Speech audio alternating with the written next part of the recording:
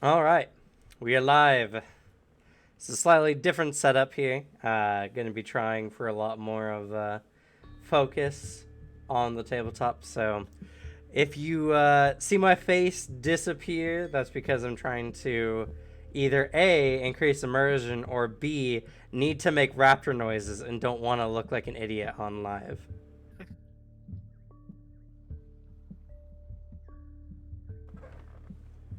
No, make But, raptor noises live.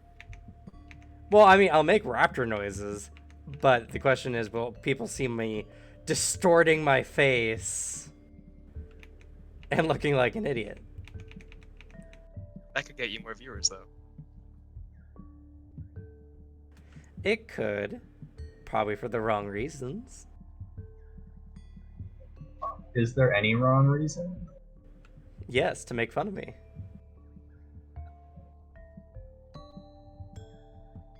Fair.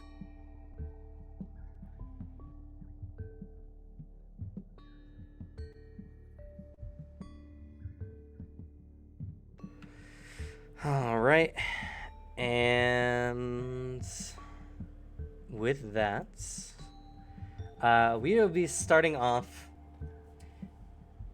with a little bit of narration. And unfortunately, I would have loved to have produced a map for this, but at least for this segment, but I just could not find the assets I needed to make a snowy village. So, unfortunate. Have to use the mind's eye. Regardless, you guys are from a small town, barely a village in Irisen, somewhere near the border with the Linorm Kings region. There's a small, humble place. Not too many families live there, maybe about 50 or so.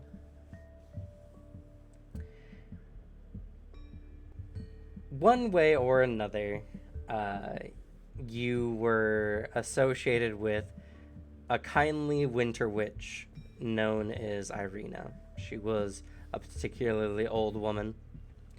Many say she was pushing her second century, mostly as a joke, but she definitely looked rather old. But she was kind. She helped Fiola learn a bit about the ways of winter witches to start them on the path. She was the one with her magic who grew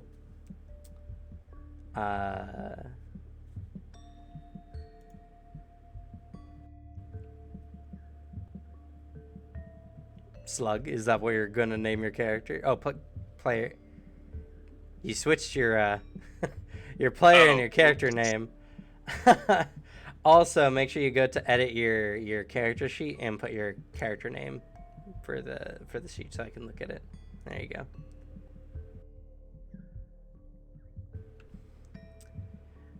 Anyway, she was the one who grew Spud in her humble little patch. Her familiar black cat would constantly come out and talk to the tuber, whispering secrets of the way of Bastet, and slowly imbuing a sense of connection with the Assyrian deity, until Spud grew massively to the size of a small creature, which means that in some dimensions or another, you're about 3 feet tall.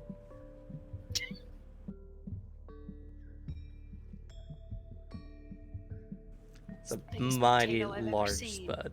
Yep. With little tuber legs and a black rose growing out of it. to form the face. Now, I gotta know about the face of this character. Is it like, oh goodness, what's that phenomena? When you see faces and things.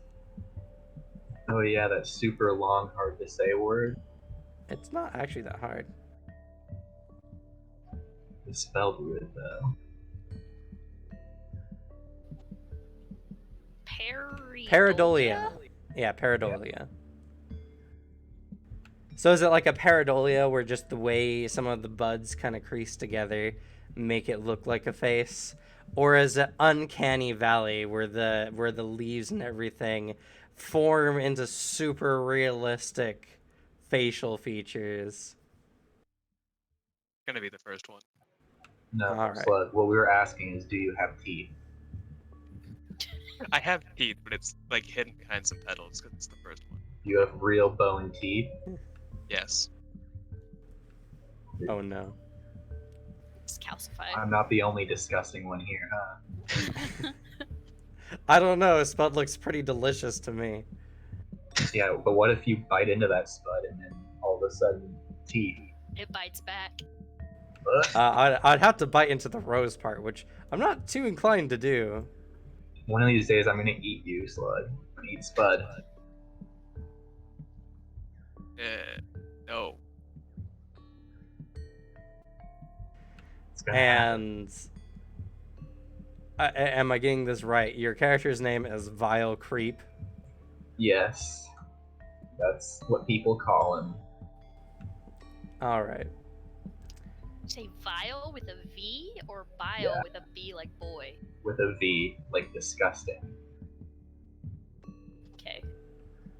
People usually just shorten it to Vile if they talk to him directly, but people don't usually do that for obvious reasons. I would assume. So what does your character look like? I'm curious. Yeah, so most of the time he's vaguely human shaped, a little bumpier and rougher, and has a very inconsistent texture. Like inconsistent even from day to day. Like sometimes his body will be like partially sandpaper-esque, and then other times it'll just be really slimy and smooth. Um, but yeah, he has, arms and legs where they're supposed to be, a head with the general look of a face. But when he gets like excited or aggravated, his shape sort of distorts a bit more, and he becomes less recognizable as a known creature. Okay. Well, Irene the Winter Witch, on occasion, will provide you with nice salves and lotions for the days where your skin is just abnormally dry, or some oil removing mixtures, so that when you're feeling slimy, maybe it's a little bit more manageable. Very kindly, despite your horrendous appearance. Yes, and he's often rotting a bit, so that helps a lot. She also provides perfume. Maybe more for her sake than anything. Indeed, but it's appreciated nonetheless. And Irene has done much for the village. The Winter Witches have a notorious reputation for being tyrannical and throwing their weight around, as Irisen in general has been in the firm grasp of tyrannical winter queens, all whom are descendants from the Baba Yaga, one of the most powerful mystical entities to ever exist.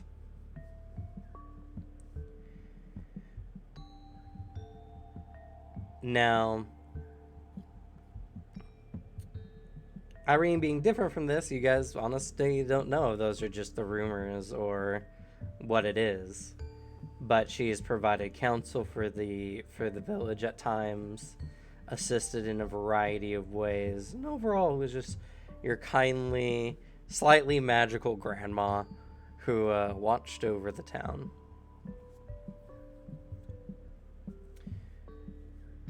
Though, as peaceful as this town was, despite living in the harsh conditions of Irison, which is a region known for its constant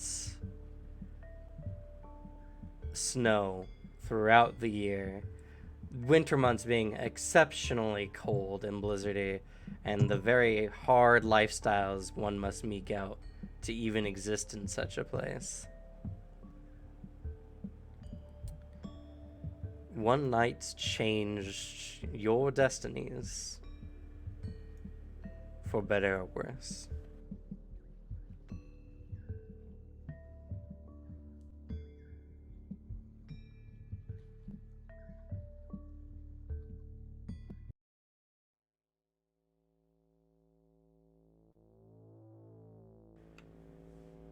One night, whilst you were all sleeping in the village, you are awoken by the sound of vicious cries and screaming. Going to the closest window, you see fire and raiders from the Lenorm Kings. Known for their brutality and their pillaging, you've been fortunate up to this point to never have to deal with them. But for some reason or another, tonight they decided to end this village. Bringing torches to raise the village and slaughtering everyone in their path. You all know that if you try to confront them, you will die. So, I need you all to tell me how you survived the night.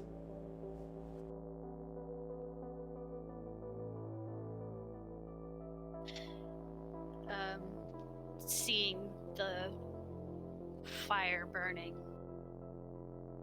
Fiola's going to quickly pull the shutters, curtains, whatever she's got in there. She's gonna pull them closed, and run back to her room to grab basically survival gear, whatever she can get her hands on quickly, shoving it in a backpack and throwing on whatever clothes she has that will keep her warm outside. And, you know, she's lived out in the winter land for quite some time, so she knows better than to just run out unprepared. As she does so, a small ferret kind of chitters around nervously, sensing her anxiety. As you're doing all this, you hear the sound of the raid getting closer.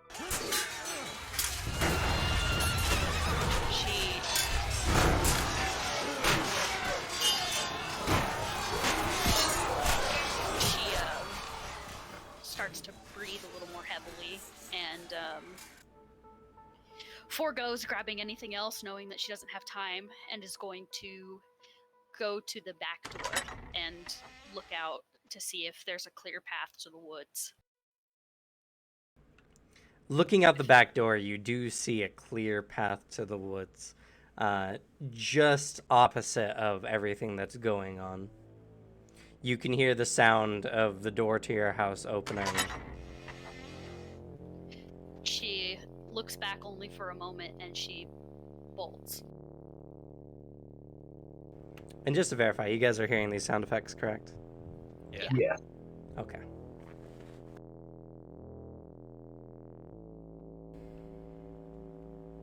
You bolt into the wintry surroundings. Do you just run and keep running? Do you try to find a safe distance In watch, what are you doing?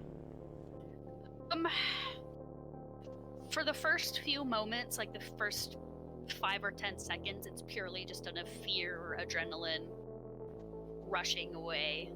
But after that, her sense of community and family kind of kicks back in, and she will try to find cover where she can look and, maybe meet up with other people. She doesn't want to be alone. You turn back to look at the village as you see many of the houses are beginning to burn. The large Linorm Vikings are marching around, looking through and slaughtering all in their path. The city had no defenses. They barely had enough to survive the winters.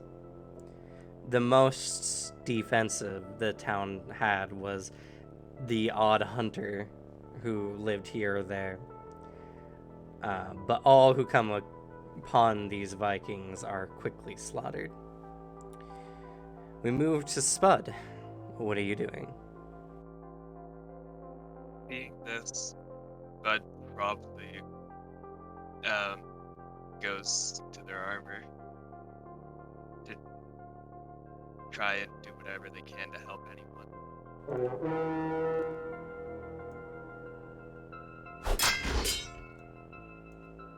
But knowing the stories of the raiders and knowing how inexperienced Spud is, Spud just puts on the armor, but also begins packing up whatever supplies they have for survival in the woods, running away. Okay. And I also do what... Sorry, what was your name? Fiola. Oh, Fiola. Doing what Fiola was doing. Yeah, you can look for a way out.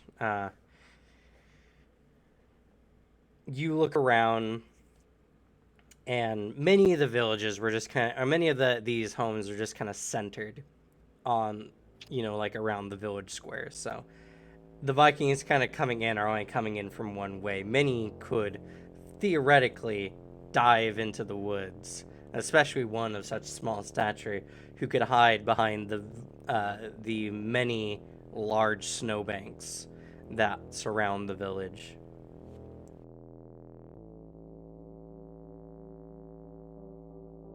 Given my relationship with Irina and her familiar, I'm probably with her, right? Probably either living like in some pantry space or maybe like a corner of her living room or the garden. Is she in the house? Can I search for her? Yes, you can search for her. Go ahead and roll for me a perception. Do I need to roll 20, or can I roll with the real You will need to roll and roll 20. okay.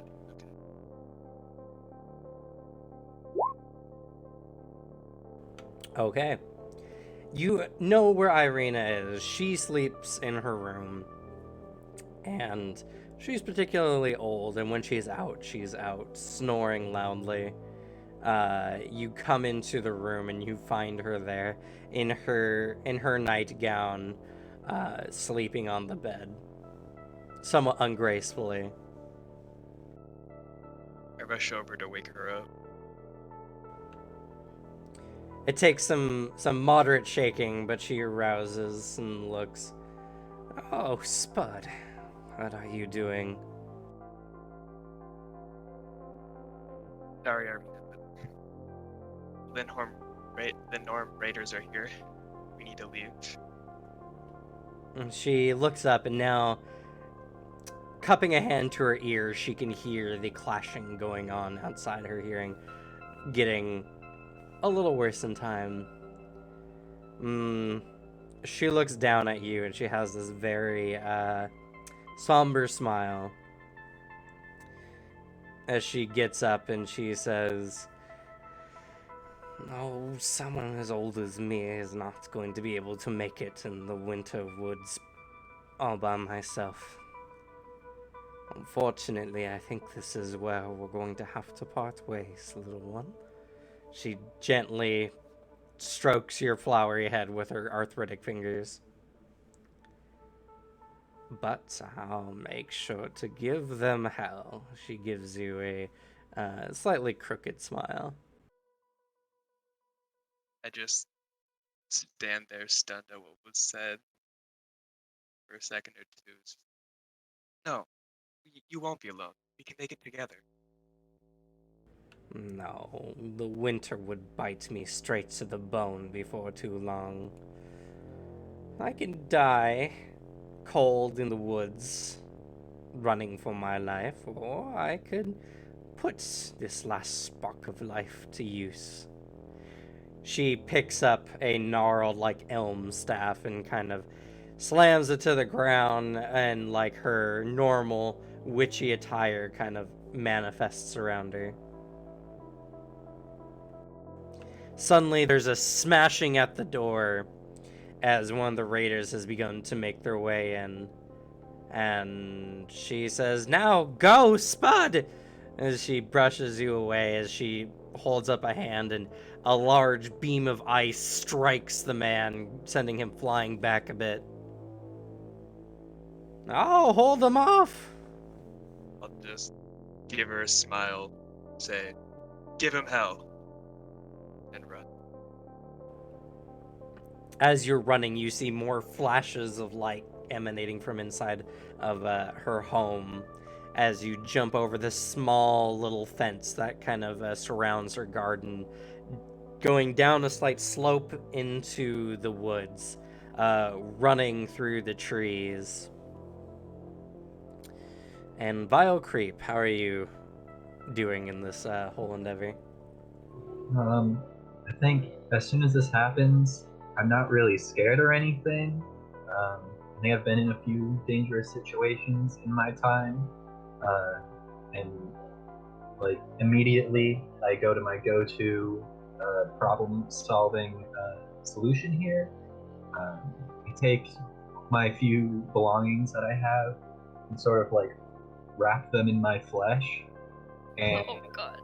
I lay face down on the floor and cover myself in like a little snow, and just sort of pass myself off as like a kind of defiled corpse. Okay, I like it, Roll for me a deception. Okay, how do you roll? So, Find on your character deception. sheet, you click your deception. Oh, bud. This is why I hate online rollers. They never work for me. Trust Okay. me, they don't work for anyone. Believe Nice me. gods. This is Uh, fine. Now, you guys do have a hero point every session. So every session we have, or if you guys do anything that's overly heroic, commendable, or just plain old cool, I'll give you another one. But you can use a hero point to re-roll any check. You can also use a re-roll to make other people re-roll a check. You can also use all your remaining hero points, which is typically one, to avoid going to negative hit points and remaining at one. Now is an opportunity for you to use a hero point to reroll that. No, I think while I'm playing dead and stuff starts happening around me, I get like a little too interested in what's going on, and like one of my eyes over to the side of my head, and someone like looks over and notices me blinking at them.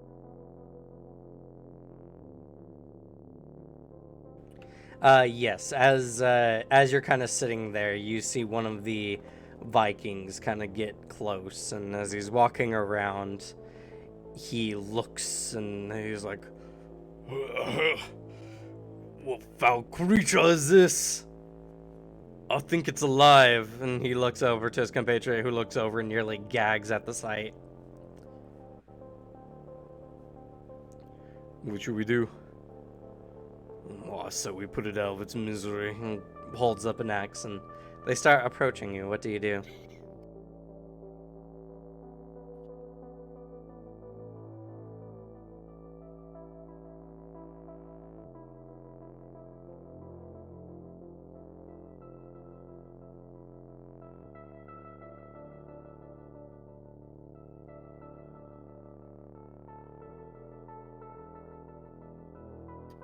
we lose Slug? This Booter? is Booter.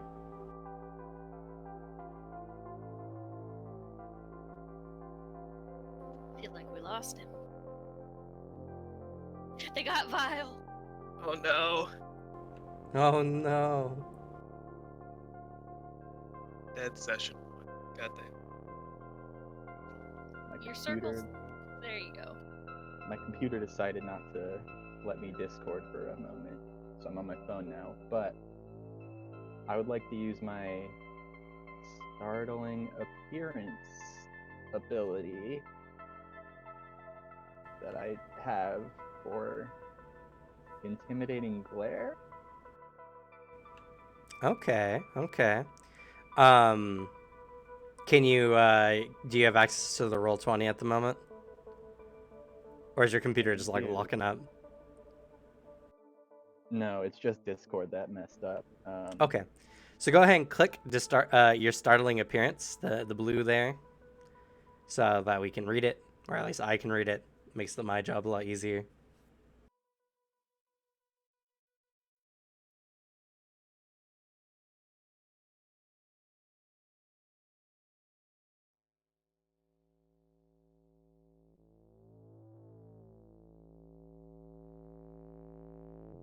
Did I do that right?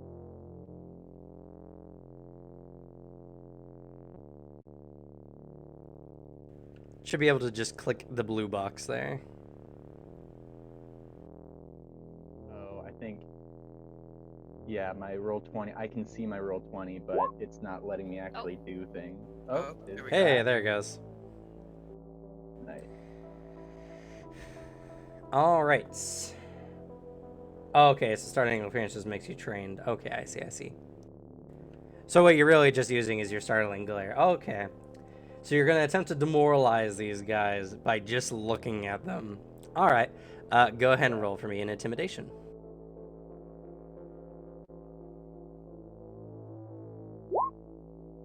That's better. That's pretty good. So what do you do as they're like approaching you with their weapons drawn? My flesh like folds in on itself and explodes outward, so I'm suddenly standing, and like my arms and legs sort of like widen flat and sort of curved at them, and bones start protruding from all over my body, and like I just start dripping my like viscous purple blood, and like do just a screech at the top of my lungs at them. All right. So like in a horror movie, just going from this fleshy mess on the ground to just lunging at these two guys, letting out this piercing screech. They were not prepared for that or anything that happened really there. And they start like, oh god, and sliding back on the snow. You're given a brief opportunity to make a break for it while they're still recovering. I like fold back in on myself to make myself more compact, and then just slink away into the snowy forest or whatever's around us. All right. So you compact yourself, and then just as some supernatural thing begin to scurry into the snow and into the woods, and the two men are looking out after you, just look stunned at the moment, looking between each other. We're like, what the hell was that? Oh, I don't know, but it's a good thing we're burning this place down. So, as you all make a way from the village, I need you all to make a perception roll.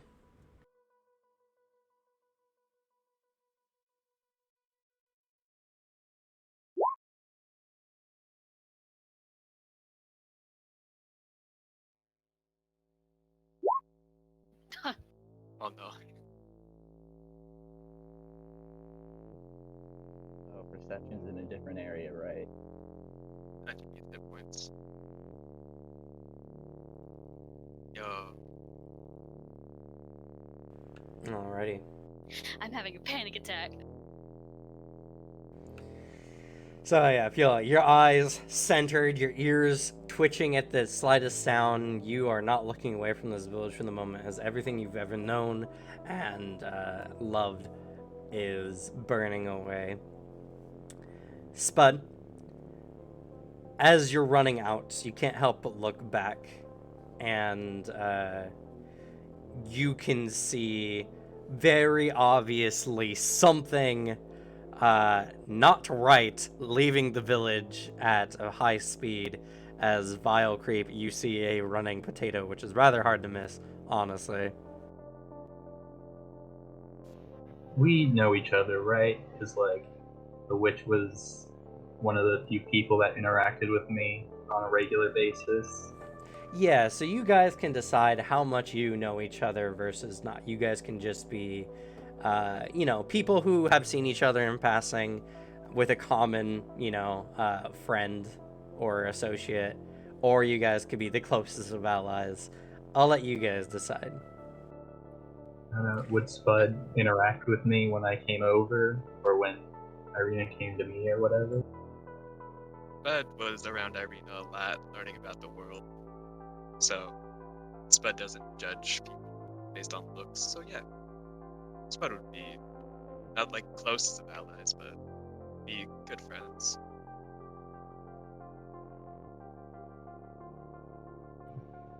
Yeah, sounds good.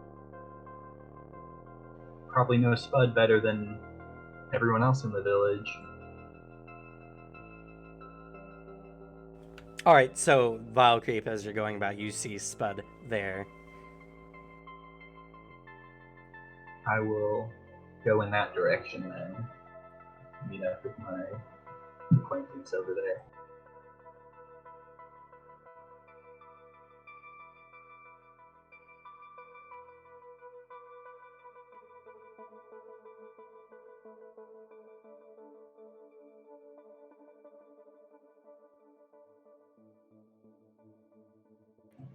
And I'll probably return to my humanoid-ish form.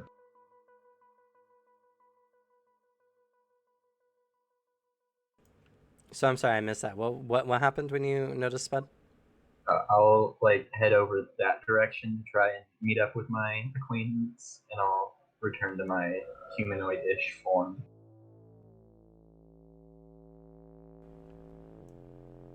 My normal appearance.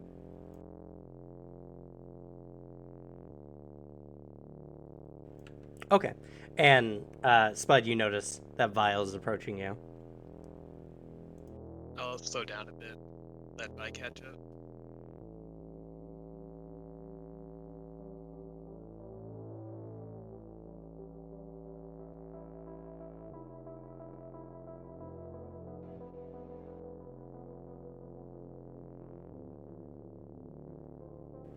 Do you guys say anything when you see each other? What's going on?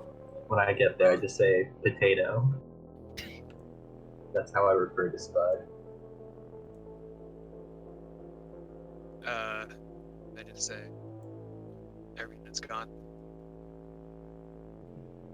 I nod. Sort of uninterested, undisturbed.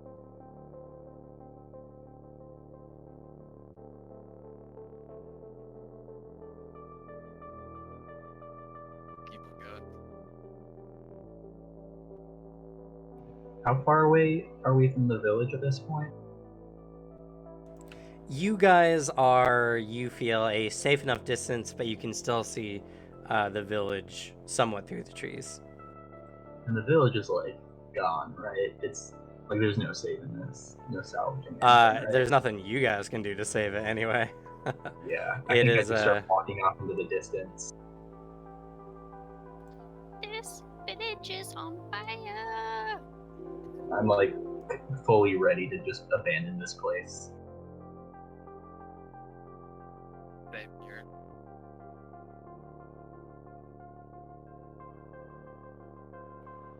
I guess I'm keeping an eye out for anyone else that's survived and made their way out in this direction. All right. As you're keeping your eye out and kind of looking around, you do notice Fiola kind of sitting upon a snowbank near a tree, watching unblinkingly the events going on in the village.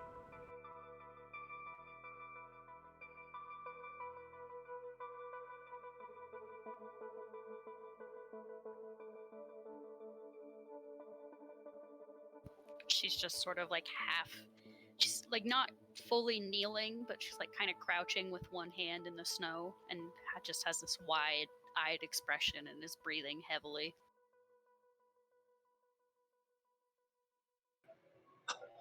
Cantrips are like D&D cantrips, right? It's just infinite use. Yeah, cantrips are infinite use. Okay. I cast message over to Fiona, and I just say, "Do you want to come?"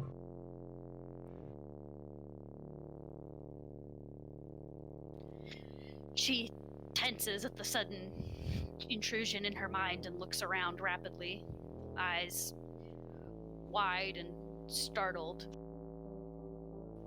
Do I happen to see them, or am I still kind of just alone? You do notice them. Y'all, I think y'all have low light vision. Yeah. Yeah. So in the fires of the village burning down, you guys can see each other. And with message, can you reply to the person? I don't know. Whoever's casting message, go ahead and press the message spell so we can see what it Yes, does. the target can give a brief response. So she looks around and kind of sees you guys and stares at you for a second before looking back, and you hear in return, "This is my home. It's burning." She seems pretty distraught. I'll walk over there, I guess.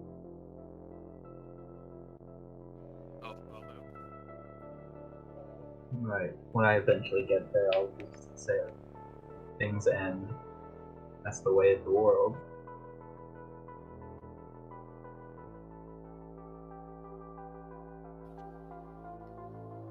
It shouldn't have to end like this. She's not too. She's seen both of you before. She's not friends with either of you per se. You've probably seen her around the village. You've probably seen her taking some lessons from Irina. So she's seen you. You've seen her. You're acquainted, but that would probably be the depth of your interactions with her. Yeah. So she's still just kind of crouched in the snow, and she's like, what if there are people that need help? We have to, we can't just leave." There's nothing we can do here.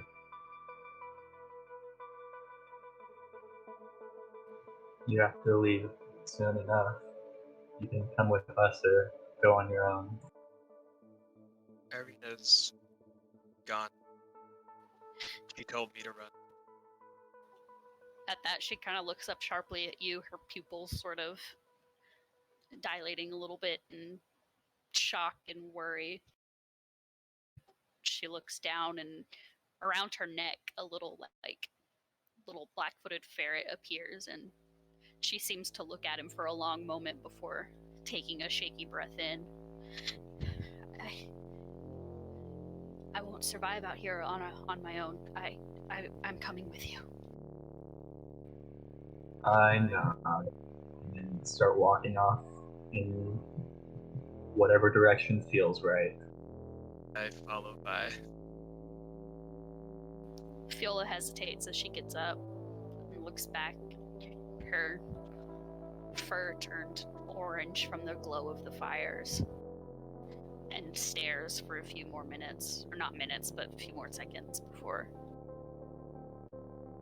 following the only allies she seems to have right now. All right. So, you guys head out into the darkness, but you do know. Do any of you are trained in survival? Oh.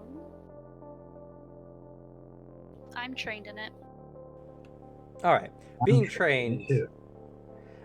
gives you the base knowledge that traveling in the winter woods at night is dangerous, to say the least. Not only because it gets incredibly cold at night, but because there's a large number of predators that excel at hunting in the dark. That being the case, it's by your best judgment that you cannot go too far, and it is best for you to find some manner of protection from the elements and some manner of a camp to hide away at least until morning. As we're walking, can we see, look around if there's any alcoves or exceptionally large hollow trees or... Many of the trees here are rather thin, pine trees, but there are some that there is a large number of dips and divots in the land. It is not smooth territory by any means. Irison is most of the north is very characterized by its sloping and hill-filled region. So if you guys roll for me a survival check, you might be able to find cover.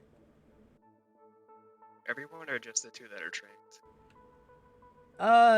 The two that are trained will have the best chance, but anyone can roll technically.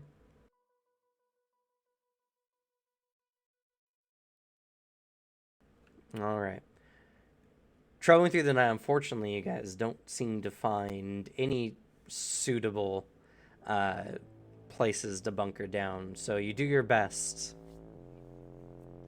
to find a place that's at least as dry as you can make it, that you won't freeze to death in, and you all gather together. Do you dare start a fire?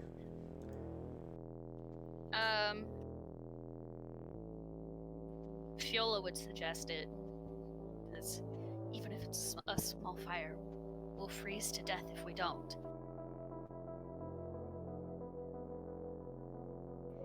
I will get some wood or some branches to start a fire then.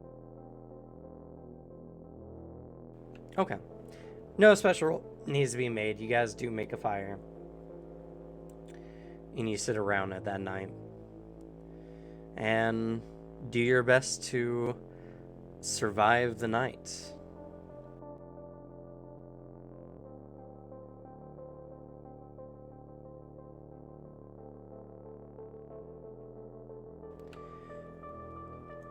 Do you sleep? Do you stay up all night? What do you guys do? Fiola does suggest, as they're just kind of sitting there, even though she suggested the fire, now that it's actually burning in front of her, she seems a little bit wary of it. But she does suggest we can't all sleep at once. If those raiders come through, we need somebody awake to let us know. I can keep watch. If you can for a few hours, you can wake me next, and I can try to keep up for a few hours as well. Why not? Guess I'll be the third. All right. Also, I don't wake anyone up. I just take the whole night. Okay. Do you have anything that means you need less sleep? I don't think so. Bruh. Okay. This is how people get exhausted. Yeah. As you all awaken that morning, maybe at a start realizing that maybe you missed your shift or something, you are cold. It is raining slightly. And Vile is exhausted.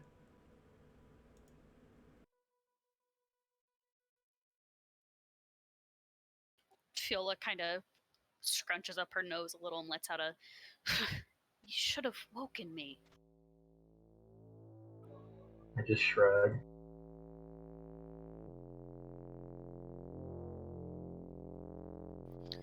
I hope you can keep up. We should. She looks back off the way they came last night. Maybe we should go back and see if there's anything left.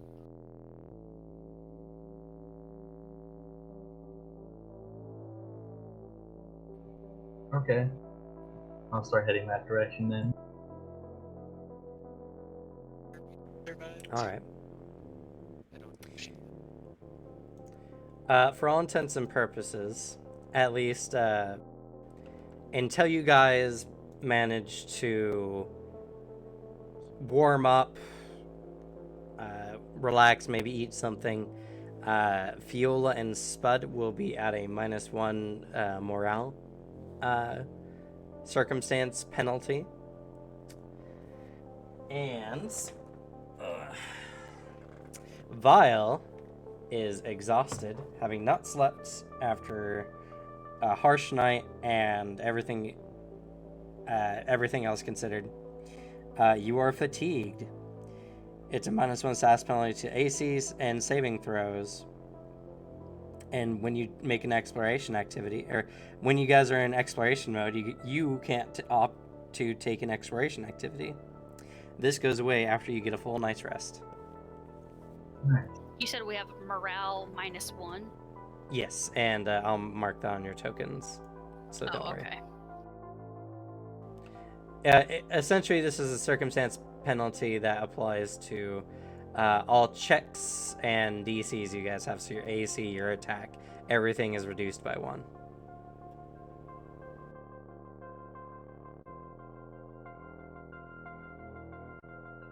Okay. But as you guys make the trek back to the village, it takes some time traveling uphill for a good majority of it. The rain is not helping, but when you return, you are met by a village completely razed to the ground. All of the buildings are burnt down, or mostly burnt down. A few bodies litter the city center, and none of you see a soul in sight. I go towards Irina's house. Okay.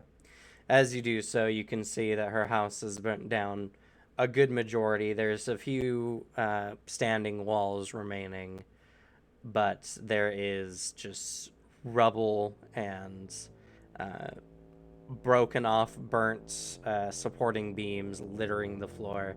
Everything is a mess. And maybe about 5 to 10 feet from her front door, you see Irina face down in the snow.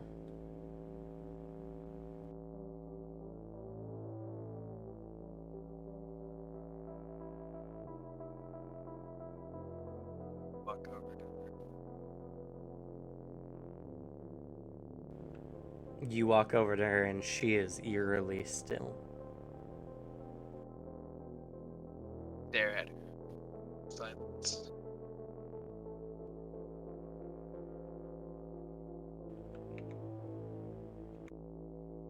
Fiola follows over as well, and seeing the body, she just already has tears in her eyes, but a few kind of make wet tracks in her fur. She just kind of, oh, Irina. I'm examining the body to get tips on how to act better as a body. Okay, sure. Roll for me in medicine. Do I have anything wrong with that roll? Yes, it's going to be at a -1. Well, it's good enough. It's still pretty good, a 22. Looking over her body, you see that, you and she are rather wrinkly individuals, so being wrinkly is not necessarily as big of a problem. I think, if you were to attempt to be a corpse again, holding completely still would probably be your best bet. I nod, now confident in my ability to be a corpse. As you look her over, her skin is turning blue in places from the cold.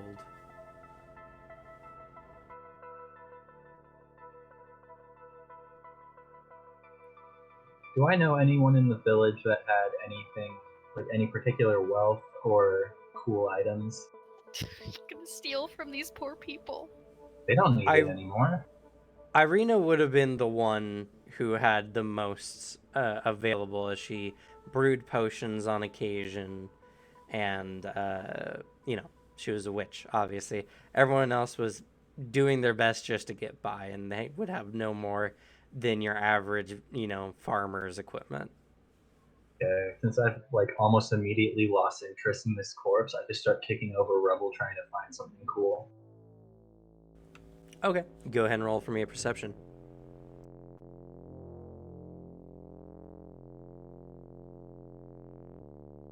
Damn, I'm so good. Alrighty.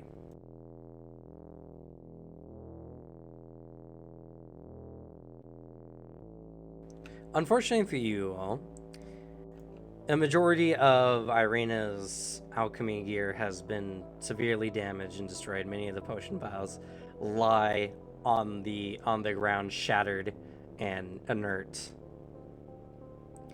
But as you're looking through,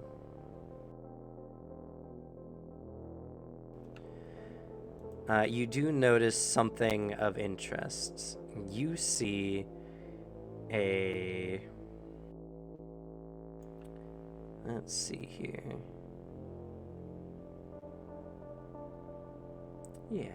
You see what appears to be some form of talisman of what appears to be the claws from an owlbear.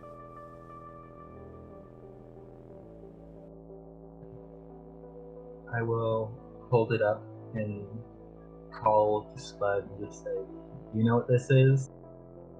Do I know what that is? You can make an Arcana roll to figure it out. Should I also do that? You may do so as well. I'm so good. I take back what I said about online rolls not being good. Ew. All right. So onto your character sheet. Go ahead. In the top right corner, there is the eye that I mentioned to you guys before, which is the compendium. It should be in, it is in the core book. Type in owlbear, and you should see the owlbear claw talisman, and drag that onto your character sheet. You can drag it into the stowed item section there, and that will give you the description of what the item does. For those who aren't doing so, the owlbear claw talisman is one that you affix to a weapon, and when you critically strike an enemy, you can activate this token as a consumable item as a free action to activate the weapon's critical specialization. A variety of weapons have different critical specializations. For instance, a bow's critical specialization is it can pin an enemy to a wall or to the ground if you crit with a bow. Some weapons shove enemies, some trip, some make the enemy flat-footed. Usually, critical specialization is a higher level ability, normally only attained as early as level 7. So this talisman is very valuable. Okay, the item description doesn't say any of that, but I know Spud's general fighting disposition, right? Well, Spud might be the only one who there with a weapon. I mean, we have weapons, we just don't use them. Well, right, with a Yeah, actually I just smacky weapon. throw it at Spud. And yeah, the owlbear claw talisman does have everything on it. Oh. When I look at the description, it just says the claw set. This claw set in an iron clasp and chain isn't always the claw of an owlbear. Yeah, it should say more after that. When you activate the claw, the triggering attack gains the weapon critical specialization. Well, either way, Spud can now throw that into their inventory. Fiola looks up from where she's standing, kind of rubs at her face a little bit, and is like, are you really stealing her things? The dead have no use for material. Well, Do I know if this was important to Arena? No, she had a lot of bits and baubles like this, and they all did some strange mystical things. You weren't sure exactly what many of them did do by your roll, especially. But no, this was just things she made in her spare time.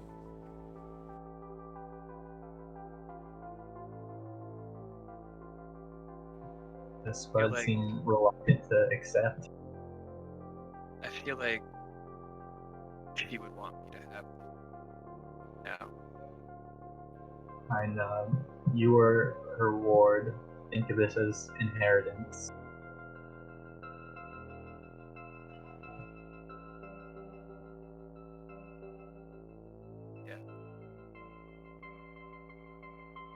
But obviously doesn't know what a word is. Or Were an you able inheritance. to find the item, Slug? I was, but it's not letting me drag it and add it to my character sheet. Are you dragging just the name, not the little 3 bars next to it? I don't even see 3 bars next to it.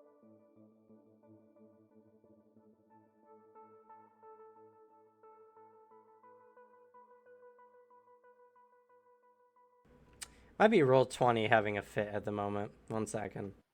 My, I mean, it have you worked for tried me. turning it off, turning it back on again? True. Because I also have. can't seem to. I had to refresh my page a little while ago.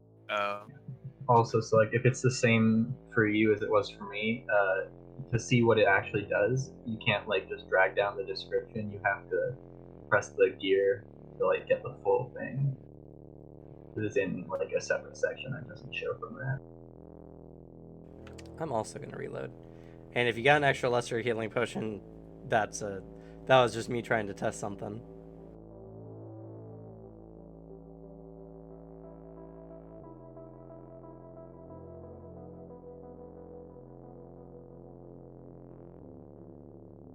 There we go.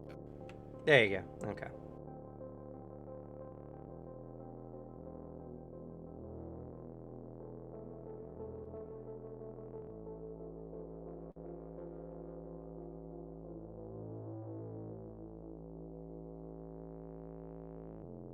So once I hit a critical strike with this, can I no longer use it? Right. Yes, so once you activate it, it becomes used. Okay. And it doesn't recharge or anything like that. It's a consumable item. Save it for something good. Bloat on the very first thing we see. Talismans are not super expensive. Something like this could go for as little as 3 gold pieces. What does slowed 1 mean? Oh, that's a really good one. Slowed 1 means that target will have will lose an action on their turn. Yo! That's what the fucking Tekokagi's crit specialization effect is. Nice. I was actually just about to ask you for it, but you found it yourself, so all good. But yeah, so that's really good. That means that you can essentially prevent an enemy from Well, doing something. that's if they fail a fortitude save against my class DC. That's true. Still. But the good thing about that is, say you hit them with that, you crit them, you could step away from the enemy at that point, and then on their turn, they would have to move to get to you, and they'd have 1 action remaining to attack.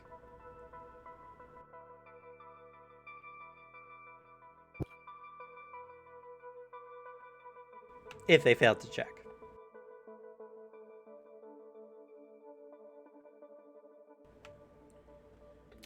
Beyond that little talisman, though, you don't see a lot left that wasn't pilfered already from the raid.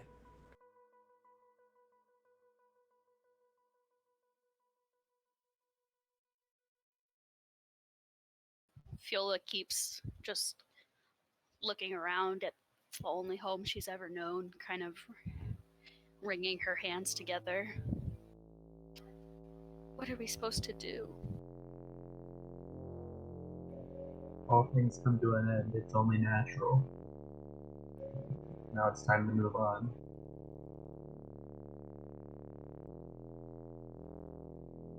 Now, this brings a somewhat disturbing thought to your minds. None of you have a lot of experience with traveling around Irison. Most of you living in this town for a good majority, or at the very least, in your travels, you never made a habit of keeping track of where certain villages may be. And everything in this town of value, especially food, has been pilfered. You guys may have what little rations you have in your pack, but if you guys don't come to some kind of settlements or some kind of village before too long, you will die.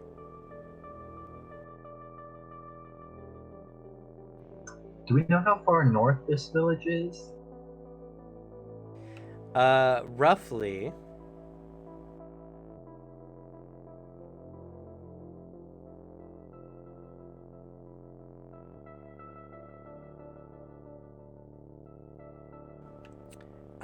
More Vile would know than anything. The village is about in this region here. I think then, if everyone seems ready to leave now, I'll start walking into this general direction, just like, because I know that there's probably more stuff that way than the other way. If I even know what direction that is. Roll for me a survival.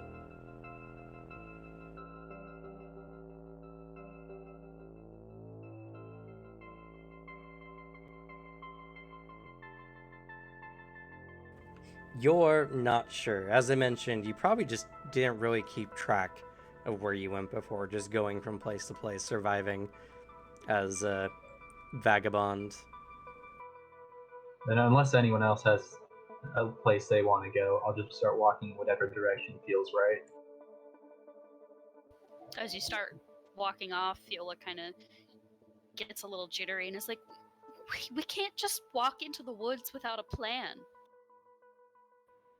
The more time we Bury her. waste here, the more sunlight gets wasted. Should we bury her? We can cremate her. That might be our only option. The ground is frozen. I don't think I can dig deep enough.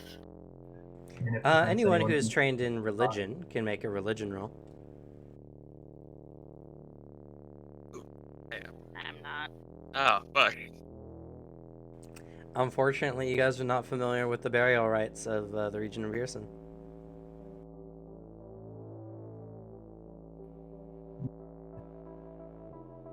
Burning the body will prevent tampering later on.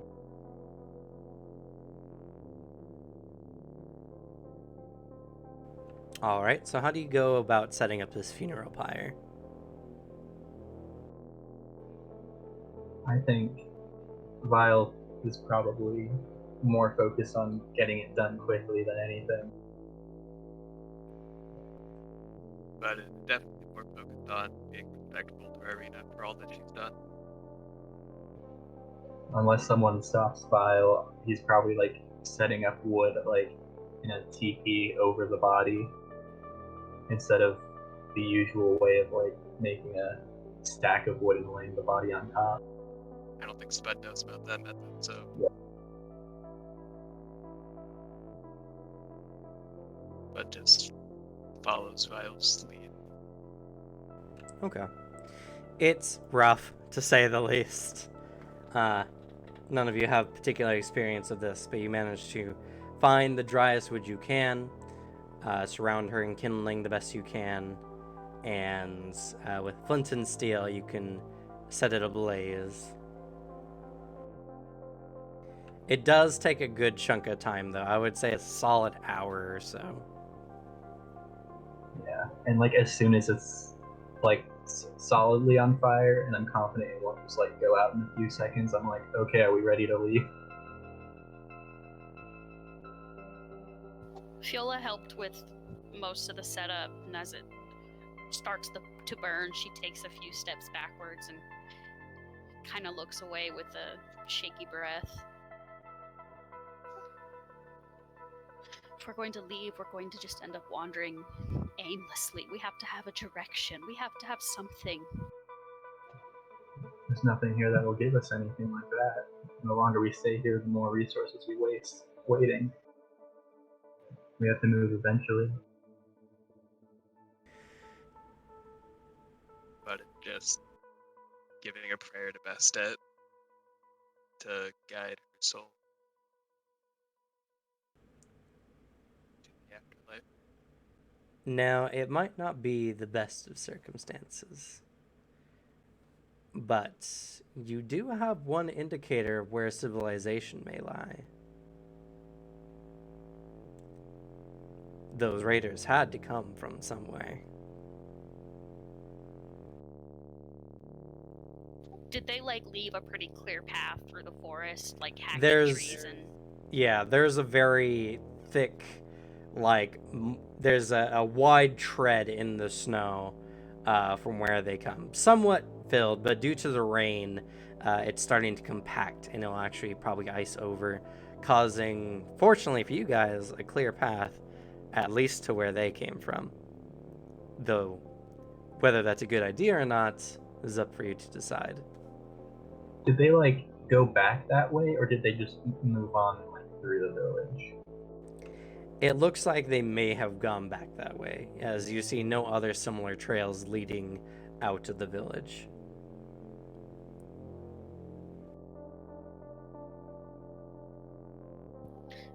We could go that way. We could. We'll probably meet with raiders then. I honestly think we travel a fair bit slower than they do. But if we're heading that way, we might eventually fall upon wherever they're staying. But that could be a town, civilization, something. Fair enough. And I start walking in that direction. She looks back at Spud to see if he's coming. But stands up, whispers, "Thank you." Follows. All right. As your feet, or closest proximity 2 feet, crunch through the slightly freezing snow, you guys begin to follow the tracks of the raiders. Now I can take you guys to the map. Yeah. I'm the map, I'm the map, I'm the map. I'm the map! That's a big map. Whoa, even rain effects. That's fucking cool. Yeah. Yeah, I went all out. Rain, Oh, it's so snow. small! Oh no! When you know Well- it's a big map, but then he puts the tokens on the map. All right, I gotta change Spud's size. 1 second. You gotta be Yeah, even tiny smaller. boy.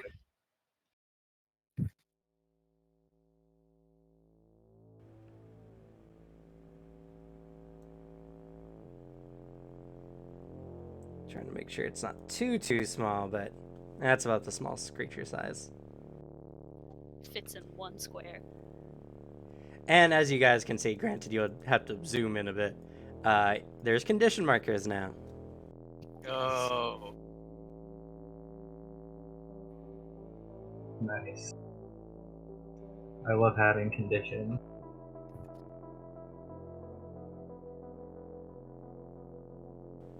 All right.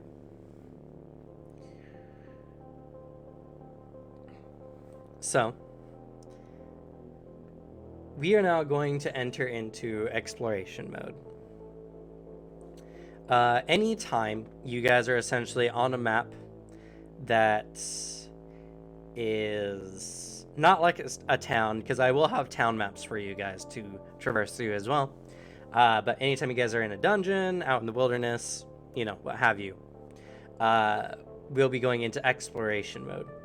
And as you guys continue to play the game and to learn about some of the feats and some of the things you can do, you'll find that there's actually certain feats and abilities based specifically on exploration mode that you can get benefit from. So, right now what we're going to do, and this is mostly just a tutorial because it's not like a dungeon, you guys are not necessarily clearing, but it will become handy. We're going to go ahead and drop you guys into the initiative here. And you guys need to decide between you who goes first, second, and third.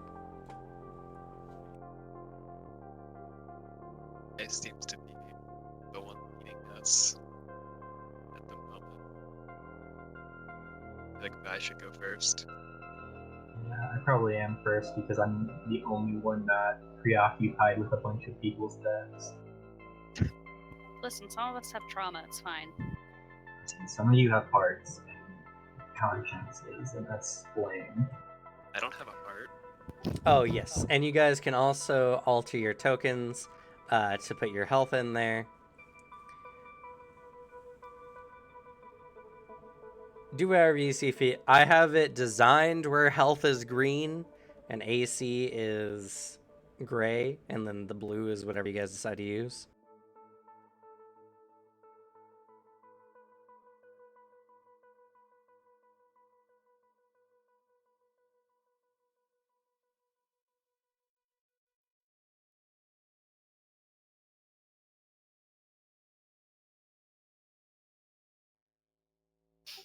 Well, it sounds like the way we left the village, if File's first, Fuel is probably second. Okay, well, go ahead and adjust your order there in the initiative.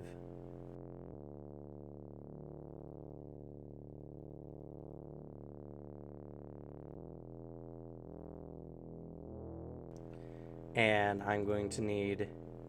double click your token and adjust your maximum hit points so that a bar will appear for me. You don't need to do that for your AC, but the health bar will be handy.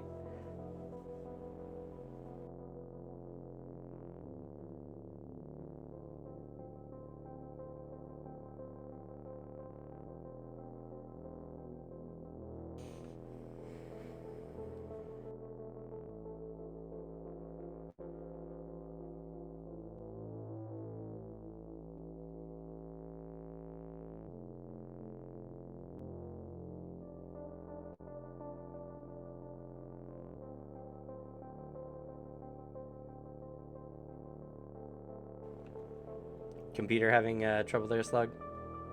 Oh, did it? Your AC is 13? Didn't you get a shield? I saw that if you have a shield, it gives you like a second AC down below. So It the does. shield I don't- AC, you have to actually raise your shield to Whoa. get I the figured benefit that for. was the action, like an action you had to take. Yeah. Wow. That's fun. Yeah, no, Spud's AC is 20 with shield. You can take the hits, it's fine. Tanky potato. Okay, now that we're all set here.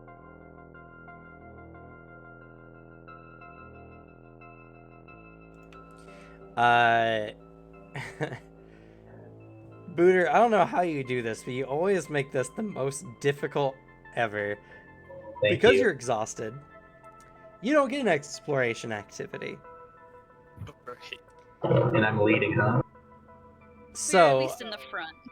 you get to at least move. Now, you guys have 3 actions each.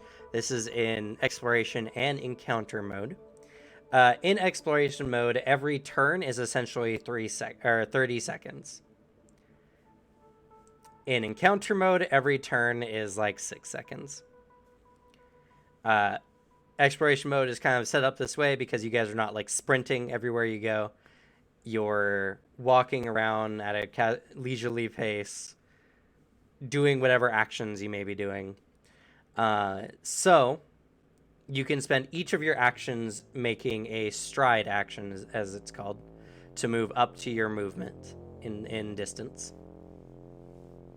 Or you can use the other actions to do whatever else you see fit, whether it is to make a perception check to find something, to make a recall knowledge check on something you see, or something that might help you guys, what have you.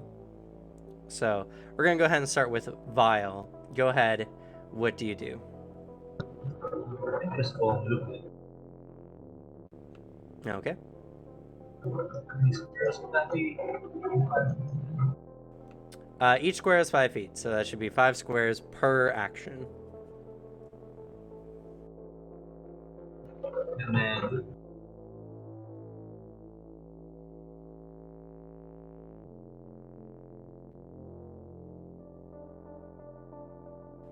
25 is your base movement, so.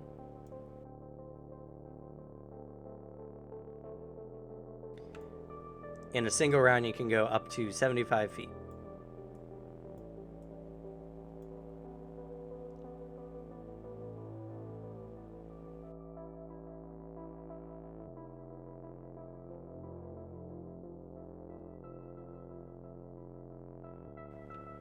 All right. Fiula, now I can start the tutorial in earnest. There you go. I was gonna say I don't know what to do. You can pick an exploration activity. Exploration activities means that you are performing some other action along with your actions. Now, unless you have a feat that says otherwise, you move at half speed whenever you perform an exploration activity. If your speed is 25, it's a little bit weird, but you move 2 squares, 3 squares, then 2 squares. 2, 3, 2. Okay. 2, 3, 2. And what sort of activities can I take? The kind of exploration activities you can take. There is a list of standard ones I'll read off to you guys. But if there is some other action you would like to take, anything you can imagine you'd be doing as you're walking, you can let me know. But the standard list of actions you can take while doing exploration is avoid notice, which means you're stealthing as you move along.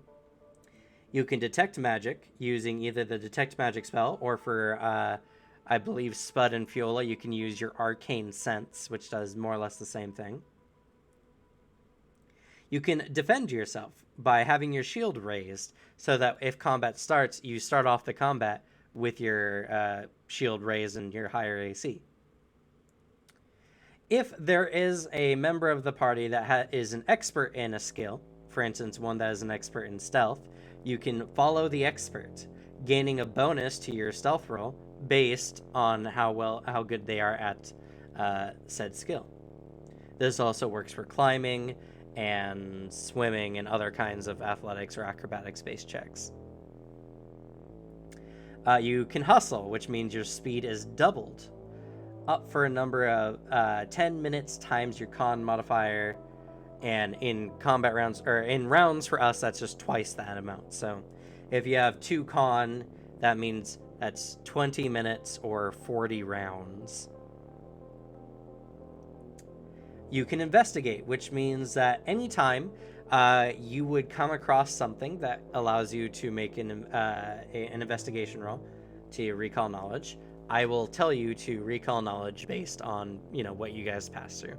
Particularly good in old ruins or anything. If you pass through something of import, it prevents you essentially from missing it. You can also repeat a spell. There's a large majority of spells that are either cantrips that you can use infinitely. This just allows you to maintain the benefit for doing so.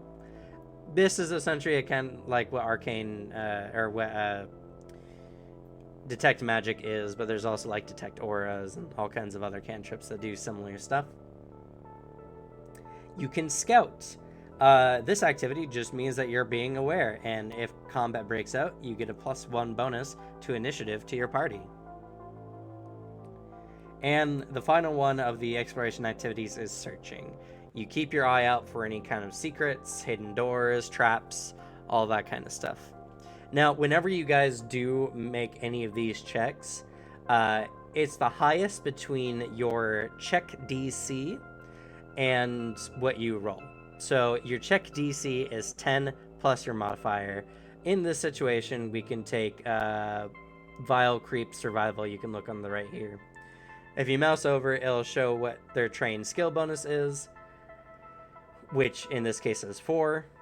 So Vile Creep, if they were to do an activity, they would default to a 14 on their check if they rolled lower than a 14, or higher if they happen to roll higher.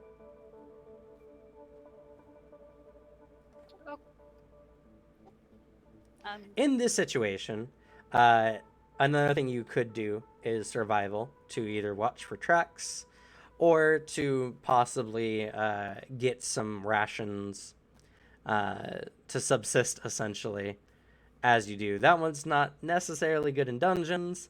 It's better for long distance travel, but it is an option as well. And like I said, survival can also just be used to track any target that you have met before or found evidence of, as in per footprints. So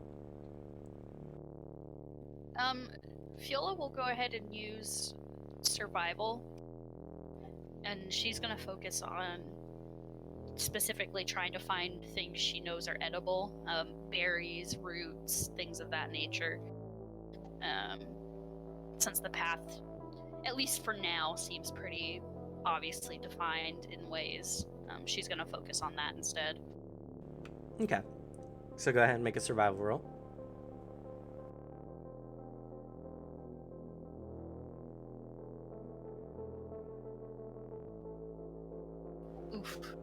Oof. But good for you. It does seem like you have oh no, you do have you'll get a 13 based on your average. So not a great roll, unfortunately.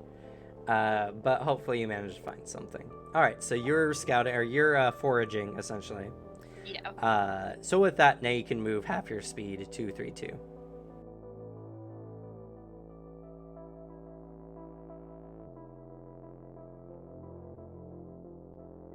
And she'll just, as she moves, kind of call out to File. You're rushing ahead. We need to stay together.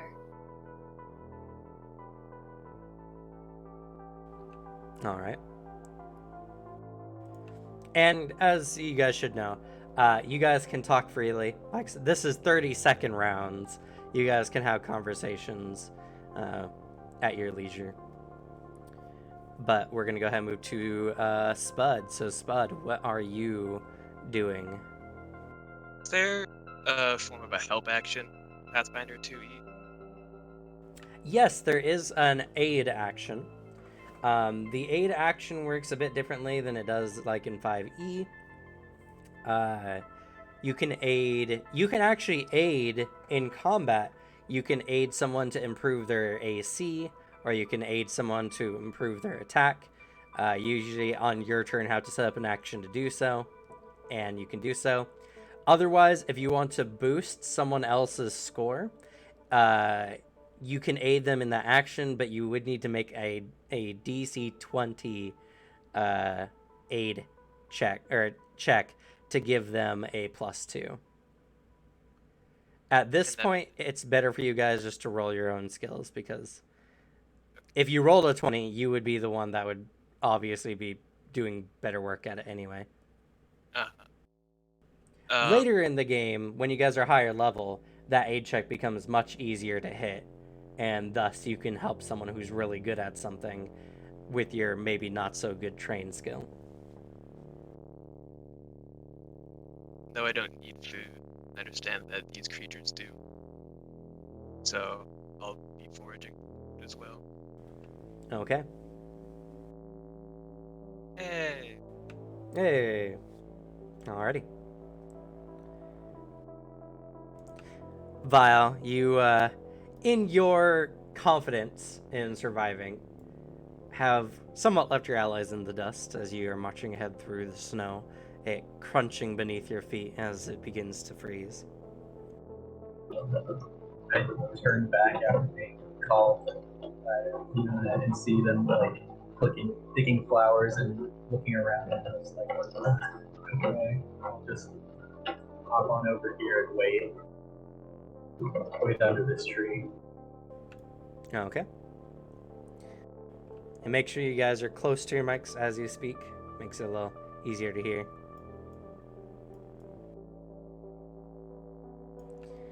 Viola.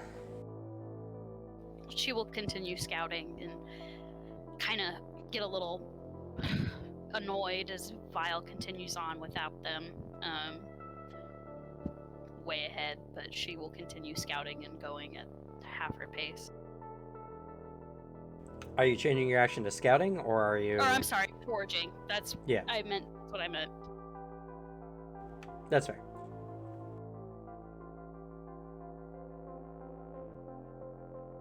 She gets that far. Alrighty. Slug. Or sorry, Spud. I don't know why it says slug, especially because... I don't know either. I'm just gonna do the same thing again. As Alrighty. well.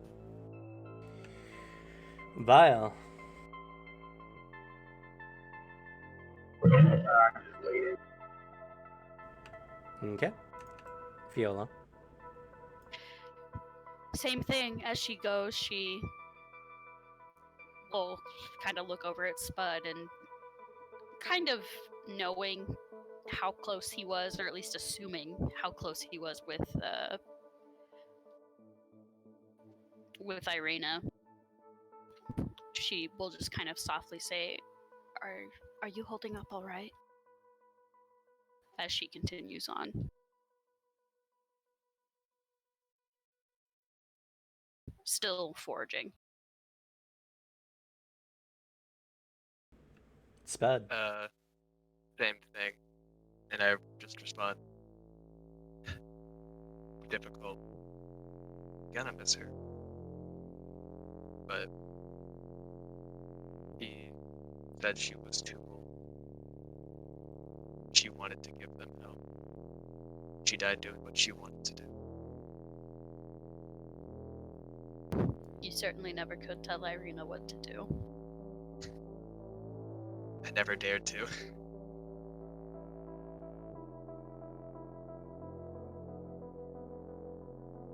But the more I wanted to learn from her. Me too. She taught me so much, and yet, in the grand scheme, so little.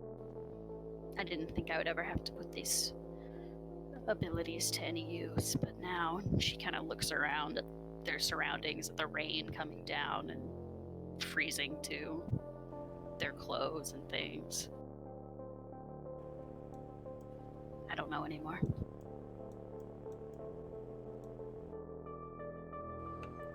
And if you guys want to as well, just to kind of enhance immersion, if you guys are talking to each other, if you hold the Alt key, you can actually rotate your piece any way you want to like simulate talking.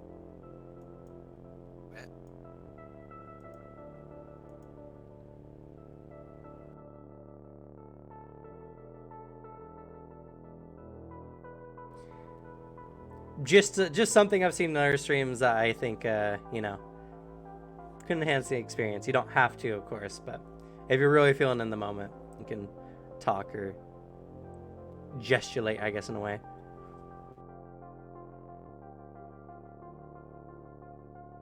Sorry, I didn't mean to interrupt your conversation. No, you're fine. I was done. Okay.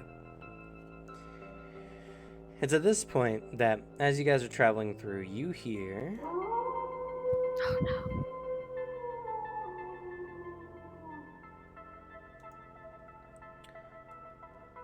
the howling of wolves. Fiola's ears kind of perk up under her hood and swivel a little bit to try and see if she can garner which way it's coming from. She looks a little panicked. Vile. Were the wolves, do they sound close at all? You can make a perception check to figure that out.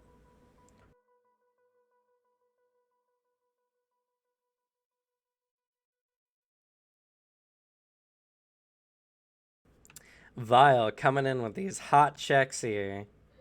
I'm so good at this game. Pure Uh, skill.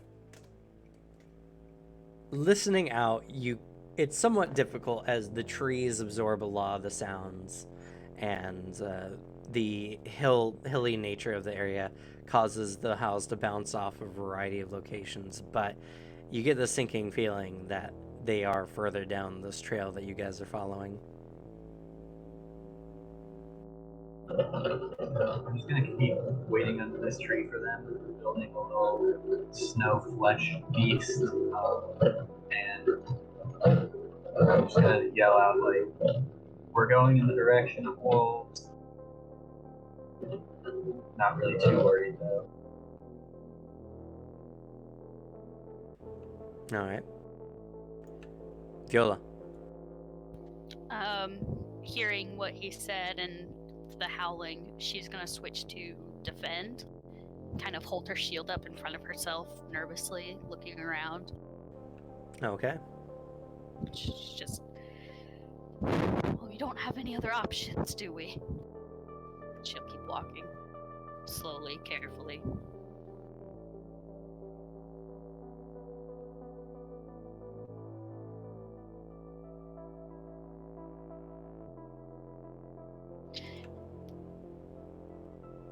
Spud. I missed what Vi said. What did you say? We're heading in the direction of wolves.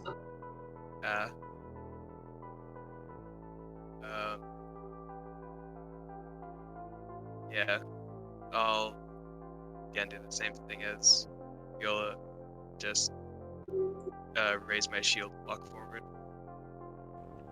All right. Vile.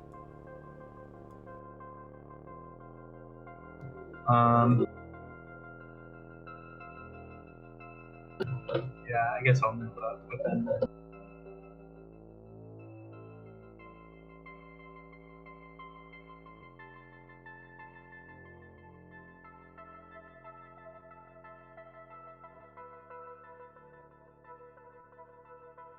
And wait under this tree now. All right.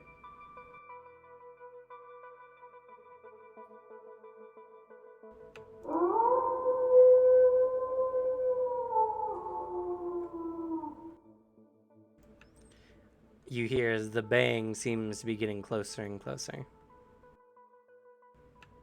Viola.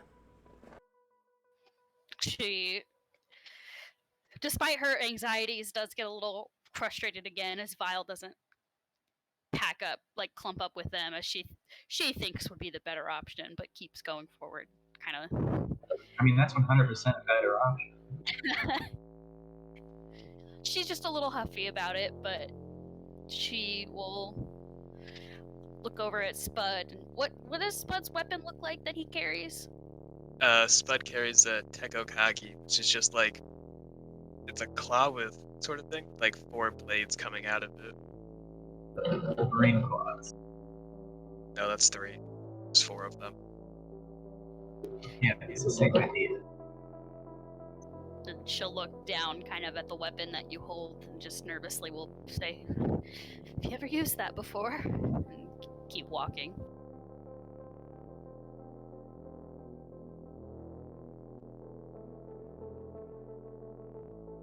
Still doing defend. Okay. And I'll assume you guys are doing the same action until you state otherwise. Fine. Only on training dummy. As I actually gonna look out, perceive for wolves. Okay. Oh, So, are you changing your action to seeking? yes. Okay. Because you can use one of your move actions to do like a perception check as well. No, it's fine. I'll change my action. All right. Well, funny enough, as it were, you notice them before anyone else.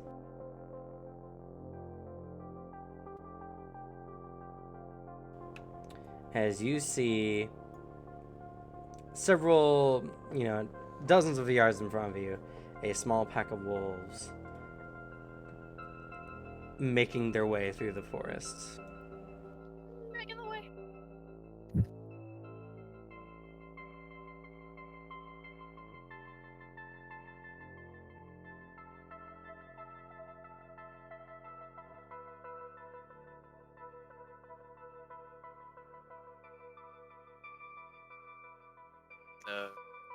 Point them out to everyone.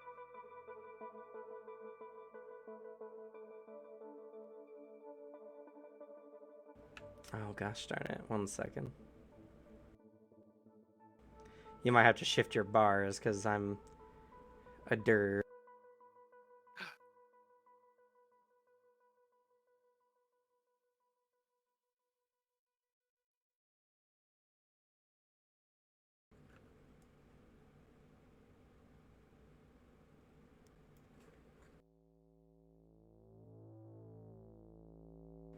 I got the defaults wrong. Wow. I'll do that.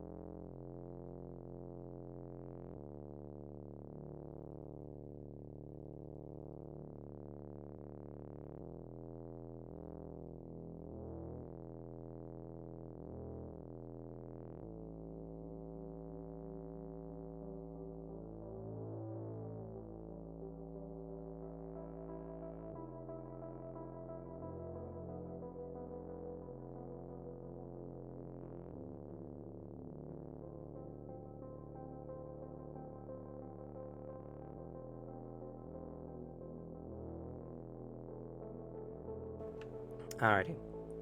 So, you notice them off in the distance. And with that, it's Vile's turn. I'll just look over to the gang and say, should we go to them? Maybe get some more food. I don't really know if we're equipped for that. Probably not.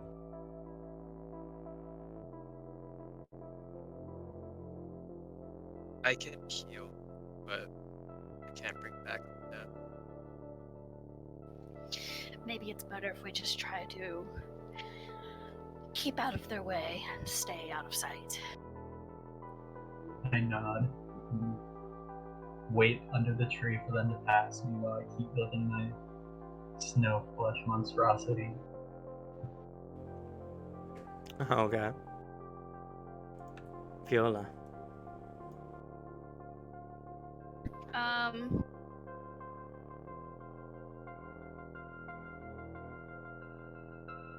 She's gonna switch to. What was the benefit of avoid notice? You're stealthing for all your actions. Typically, when you stealth normally, you have to roll every time you move. Avoid notice means you just make the one check. Worst case scenario, you get your default roll, and you don't have to. You can do other things while stealthing. Okay.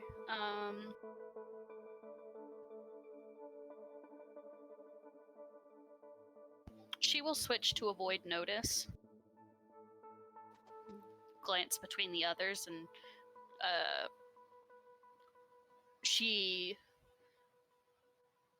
as she does so, the ferret that has been kind of just riding, perched upon her shoulders, hops down and kind of skitters away towards Vile. Not really sure what it's doing. He just seems to be hanging out. But she will look over at Spud and just, I hope they don't notice us. keep walking slowly, keeping her voice down and no longer shouting out to Vile.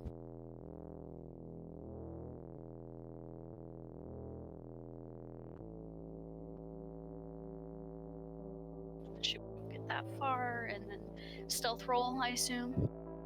Yes.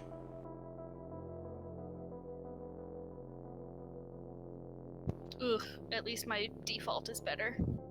Yep, your default is 16.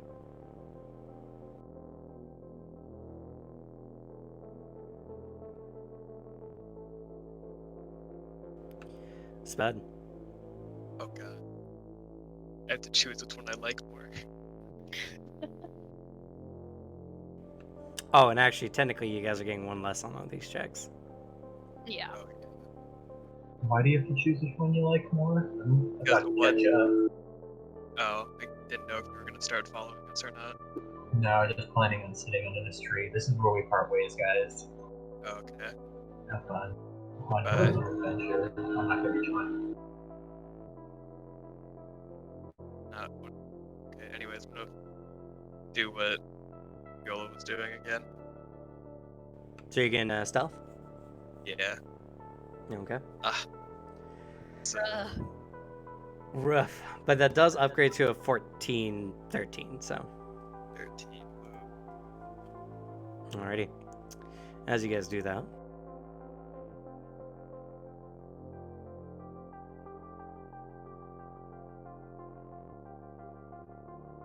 Oh. Dang. Oh no. Oh. The wolves begin heading in your guys' direction. I mean, I didn't even have the option to stealth anyway, so.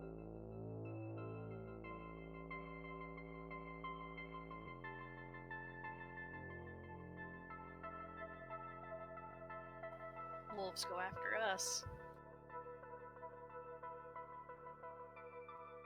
For now.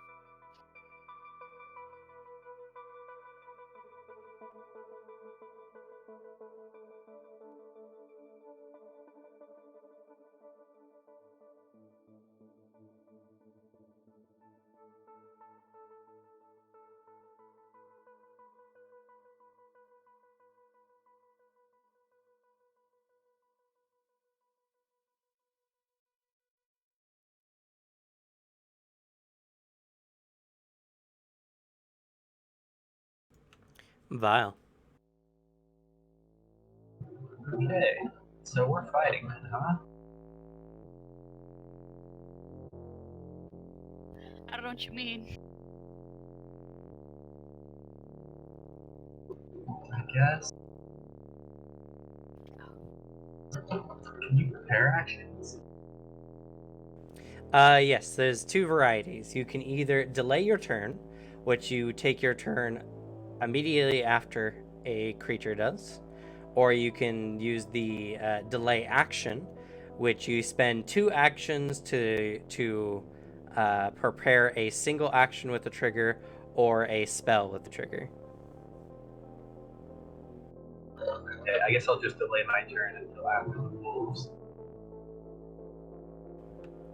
Alrighty. Fiola. And I should mention at this point that you can see them kind of moving in your guys' direction, but due to the distance and the rain, they haven't necessarily started like booking at you yet, so they haven't initiated combat.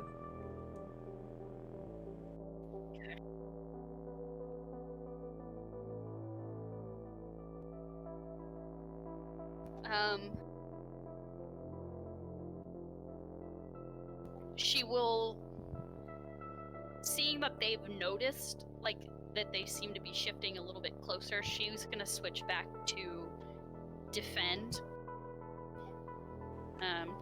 Still moving carefully, but kind of foregoing the stealthy option since it seems like they've been noticed. Hoping that maybe they will just go around. And she will continue in a slightly different direction.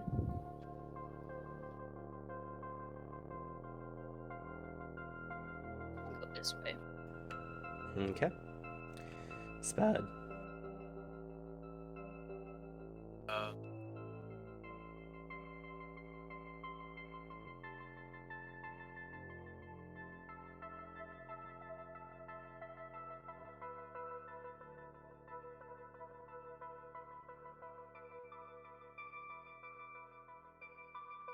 draw a distance line again? On the bar on the top left corner is the one that looks like a ruler sticking out of a circle. Ah. Okay.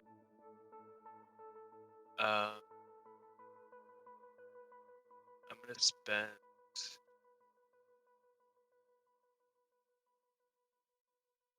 action to do that to move.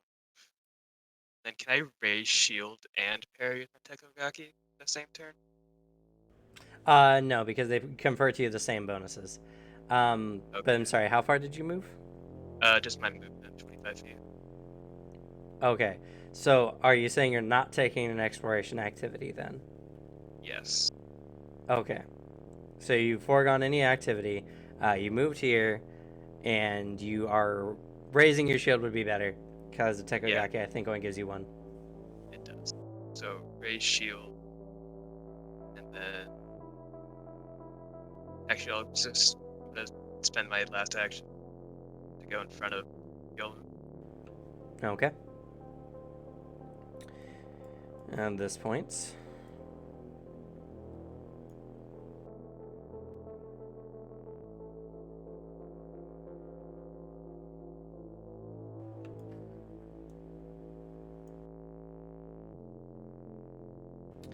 the wolves seem to have noticed you guys now visually.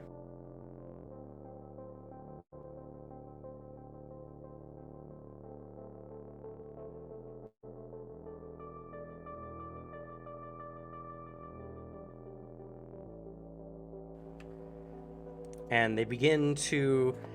They see you, but they begin to kind of arc around, growling somewhat.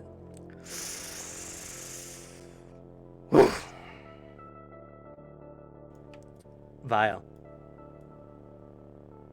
Okay. Does it seem like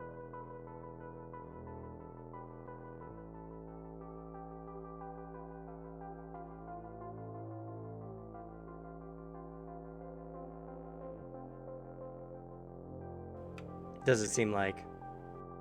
Yeah. He did. Oh. Yeah, my computer had a bit of a hiccup there.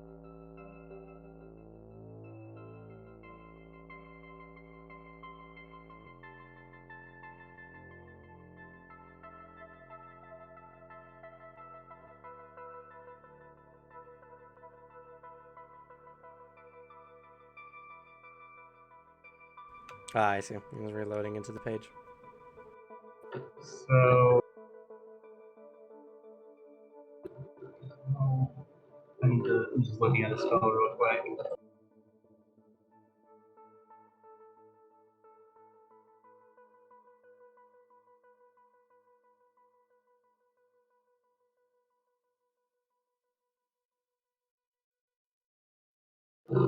Bane doesn't have a range. Let's see. I'm really curious about something actually. Is something going on in the room that you're in? No, my computer just having a not fun time. Kind of sounds like you're in a fish tank. It sounds like you're like in a car that's driving or something. Not with the wind, but like just the mechanical sounds. So is that like the mic making those That's my sounds? that's my computer's fan. I'm getting a like external fan cooling pad, so I can just take out the fans inside the computer. Okay. Makes it kind of hard to hear you sometimes. Yeah.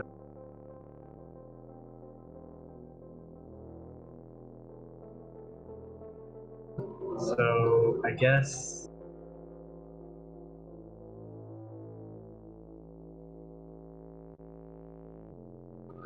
I'll just cast Bane on them.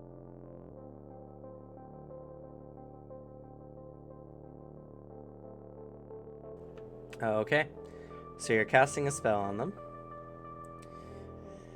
Alrighty. So The walls are kind of veering around, and as you do so,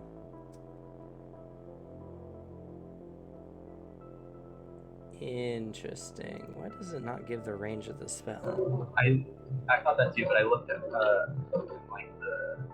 I clicked the gear and it said 120 feet range. You're most likely right. I'm just wondering why the roll 20 didn't have that. Yeah. Oh, wait. I bet I know.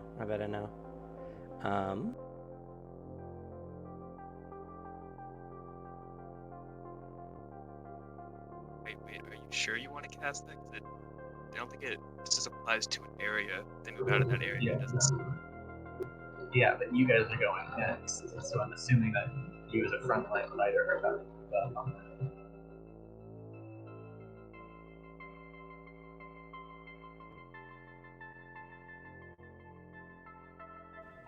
Double checking the range.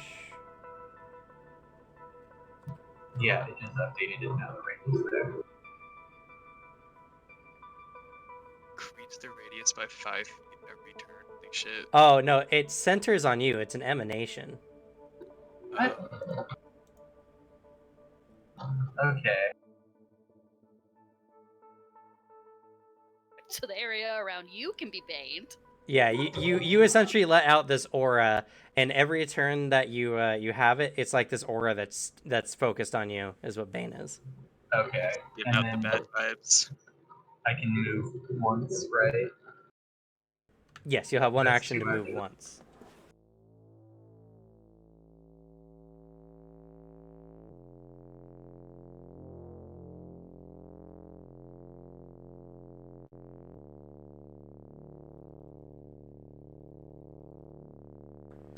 Okay. Let's give you a bad touch aura. What color do you want? I don't know, pink. Your Bane is pink. It's probably just my blood becoming like a mist and sort of going out of the area. Okay. So you go up and you do this. You cast a spell. It appears to be threatening, so we're gonna go ahead and jump into combat. They were gonna go away. They were not. Go Homie! away. No, we need the food. I don't So- need the food. As you guys on your character sheets, you guys will notice there's an initiative next to the perception button. Make sure you select your token before clicking that. And you're also going to want to, I think, open it and put in the modifier, or we'll just adjust it because everyone has a -1 penalty.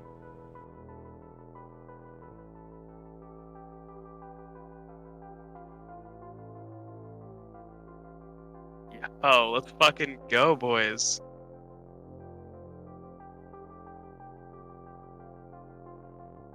He all said square up, I guess.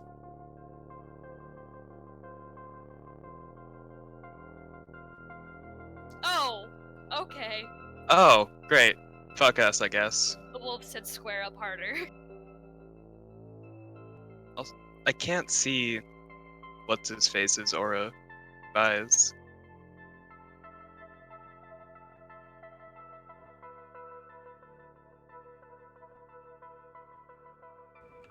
There you go. Ah, there we These go. wolves are about to kick our asses. Okay, Nah, it's okay. episode 1, we did. It's okay. We got this. All right, and Just believe in yourself.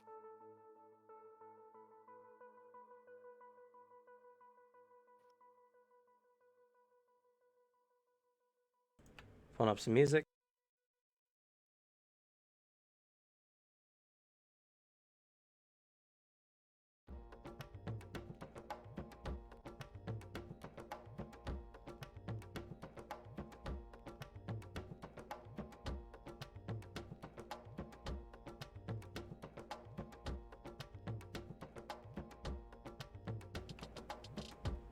All right.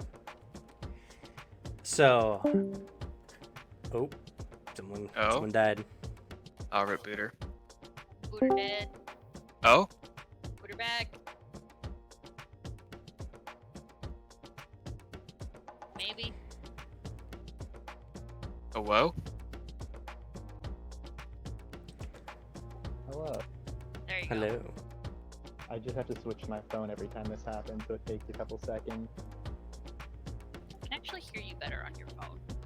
Yeah, I'll probably just stay on my phone because it doesn't do that. Unfortunate, but all right. The wolves go. They see you guys and snarl, and they move. Oh, wow. Oh. What if they just leave?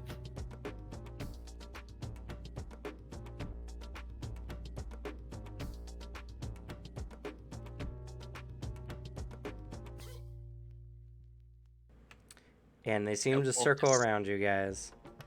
That wolf just went through a tree. Viola.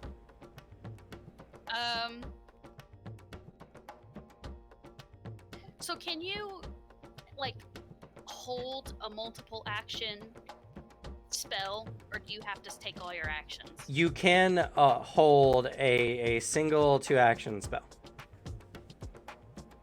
A single 2-action spell. Like there was a space between those words. Yes. Or You so can I can hold hold one one spell that's spell. 2 actions. okay.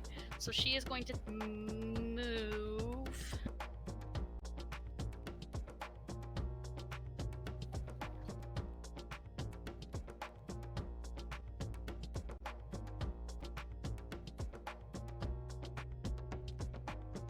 Okay, she's gonna move to there, and she is going to hold electric arc. She's waiting until the wolves make like a definitive attack motion, and as soon as they look like they're coming in, she's gonna release it. Okay. Vile.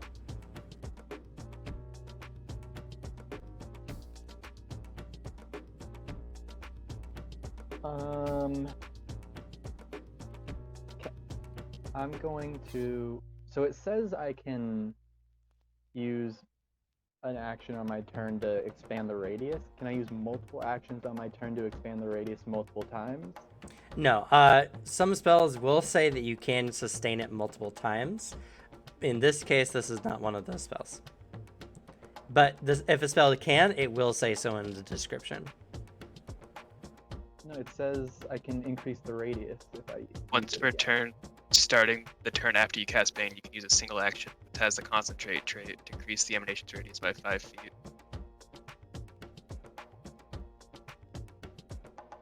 Like I said, it'll say in the description. It says once per turn right there. Okay. Well, I guess I'll use one of my actions to do that, increase it by 5 feet. And then move up to my friends over here with one of my actions, and then I guess I'll use my last action to raise my shield. Okay. Also, I currently cannot move my character because my computer is butts, but Sure, where do you want to move? just up to my good friends there. Your good friends, us or the wolves? You. Like- Oh, okay. Is that good? Sure.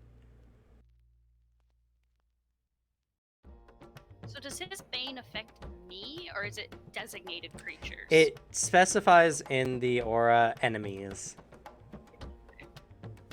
Are you an enemy? No. Well, that's for Booter to decide. You're on thin ice, though. Alrighty. Spud. Let's see here. Where's... Okay. We're gonna move 2 actions to move here, and Yep. just spend the last action raising shield. Alrighty. As you guys are all coming up on the walls, they seem to get defensive, snarling at you all the while. And they continue to circle around you all.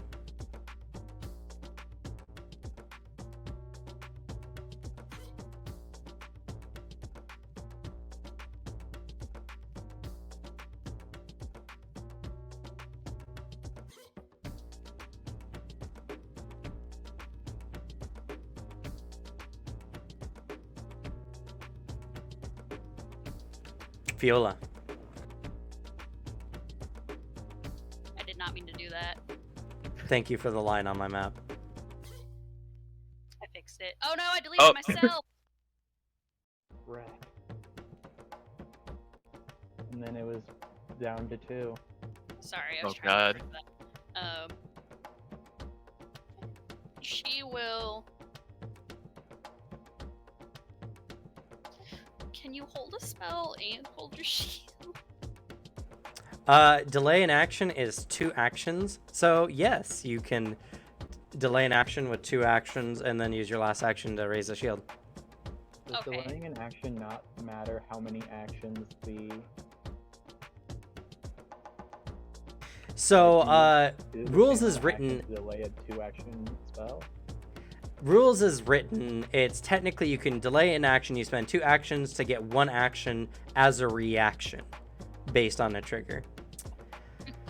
I permit y'all to delay an action to use 1 spell.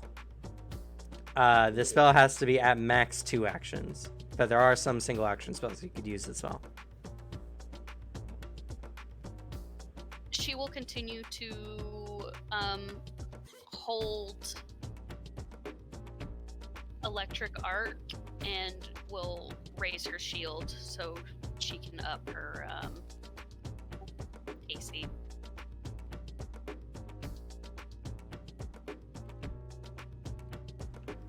All right, Vile. Okay, I'll spend another action to...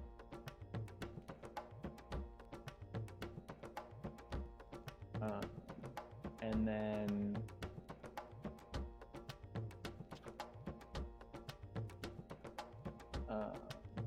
I guess I will... I'm gonna cast Forbidding Ward on... Nope, that does... Forbidding Ward does armor class as well, so I'll cast Forbidding Ward on Viola.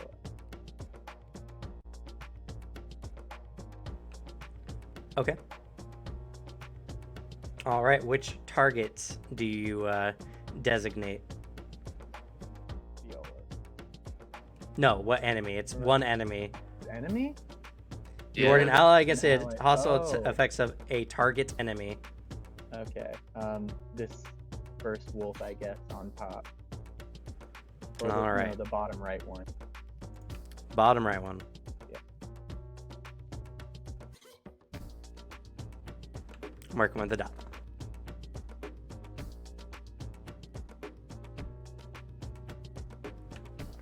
Alrighty. Spud. Action move here. Action raise shield. And can I spend action to make a perception check to look out for more wolves? Yes, you can. I will do that. They're just waiting for backup. Alright, not bad. Looking around the surrounding area, you don't see another pack of wolves, at least approaching you. This might be the only wolves that are in the area. Let's hope so. The wolves continue snarling and somewhat snapping at you guys, but they just keep circling.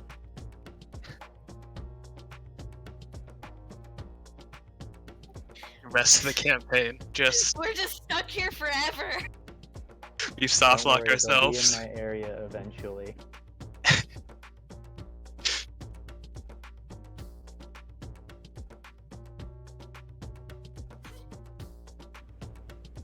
Okay, and alrighty. Viola. Like I don't want to keep doing the same thing, but she doesn't want to be the one to start this. Can she? She's gonna stay where she is. Can she use an action to try and intimidate them to make them run away? You can attempt to demoralize, though, because they don't understand your language, I do believe they get a bonus to resist it. She was just gonna screech at them. She wasn't gonna say anything.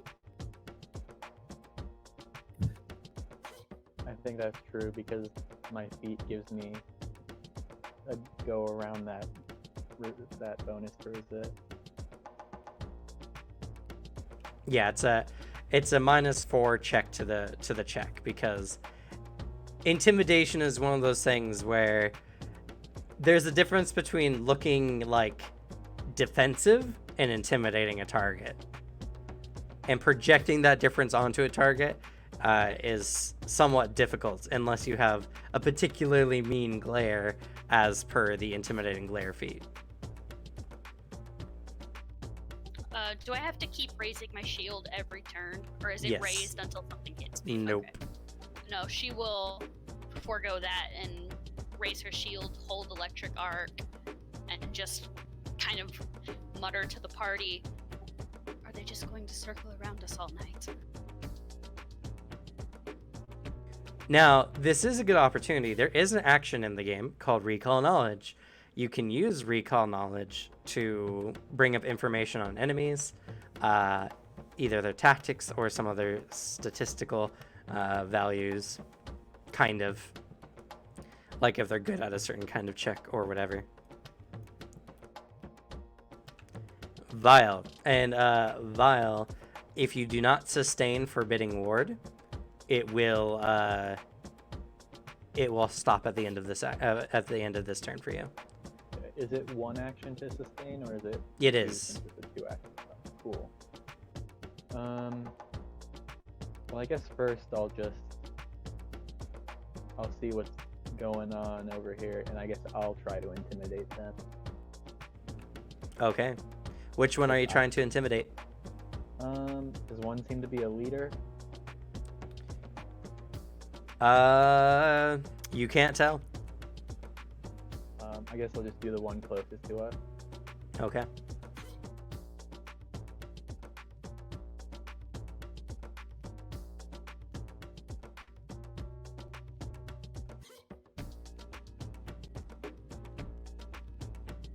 All right, this will go against the Wolf's DC, their will DC. So for you guys, just so you know, any DC for any check is typically 10 plus whatever modifier you have.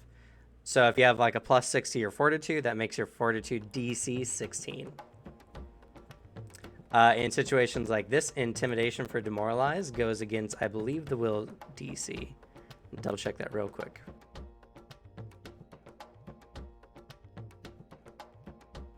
It is the target's will DC.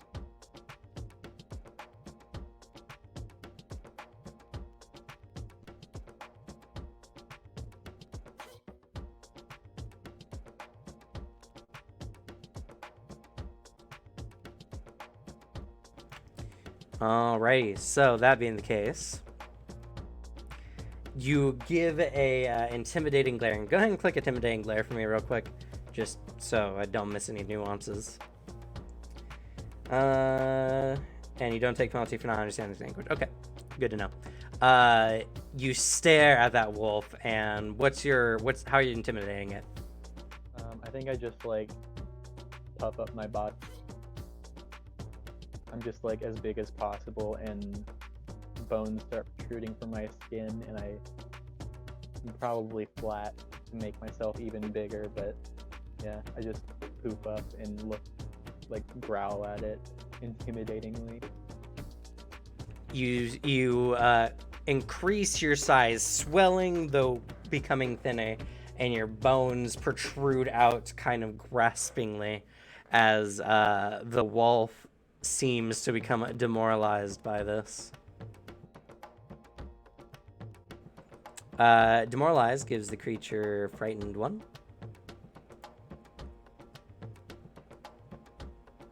The frightened condition reduces all checks and DCs, meaning this wolf is actually even easier to hit now.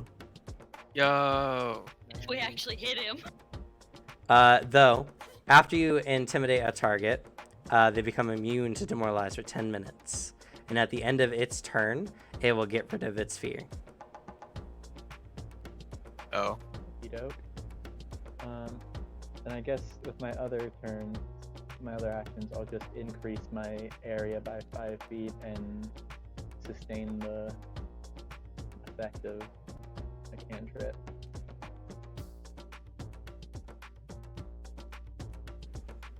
Okay. Spud. And this entire forest will be baned. I'm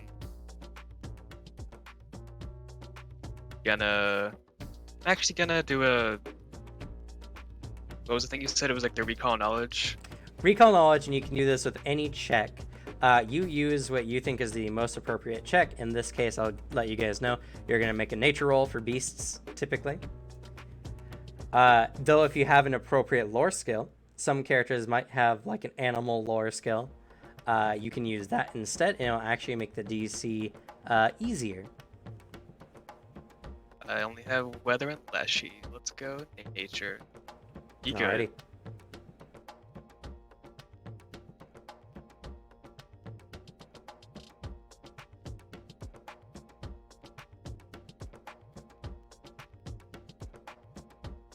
Okay, that makes it on the dot. You learn one bit of information about the wolf. Do you want to learn about their tactics, or do you want to learn about their statistics? Tactics. Okay. Wolves are predatory, but they are often closer akin to scavengers in the way that they hunt, always targeting the weakest prey or one furthest from the pack. They will always strike at the target they feel is most vulnerable.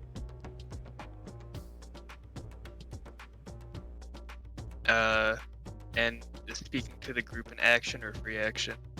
Free action. I'm just gonna say they're looking for vulnerabilities. They're gonna strike the weakest member.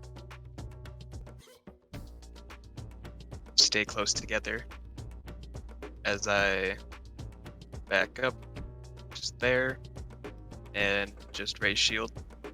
Okay. And so you know, you guys can make multiple checks on the same creatures for recall knowledge, though every time you do so, it will raise the DC. So the next time you attempt a nature roll on these wolves, at least for Spud, it will be a DC 17. Ooh.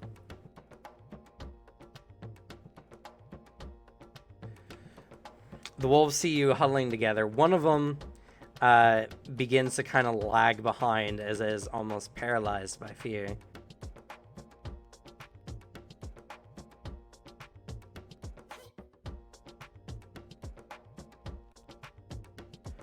One wolf in particular seems to take notice of this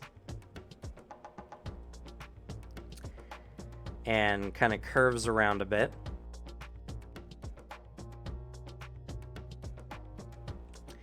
And then suddenly strikes out.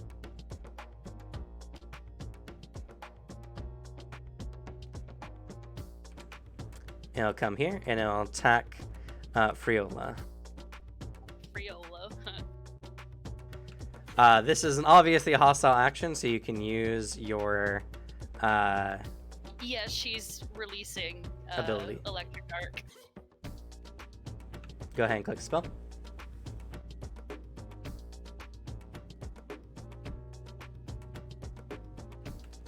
Okay. You do not have your training on that one. I thought I did. Oh wait. Never mind. That should be correct. I don't know why I thought that. You don't roll a DC. Yeah. Okay. Alrighty. So DC reflex 16.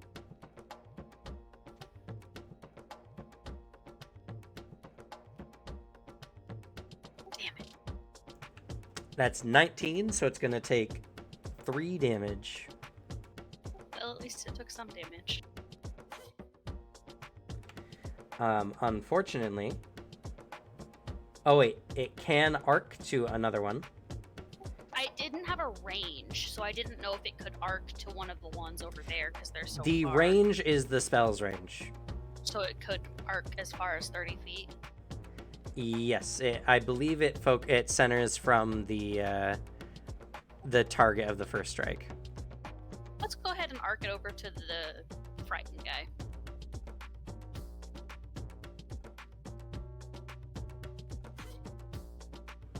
Oh, okay. They both have to be within 30 feet of you. They are. So that, just so you know.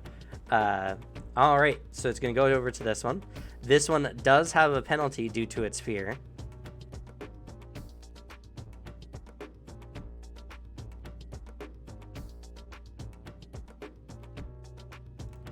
It fails, so it takes 7 damage.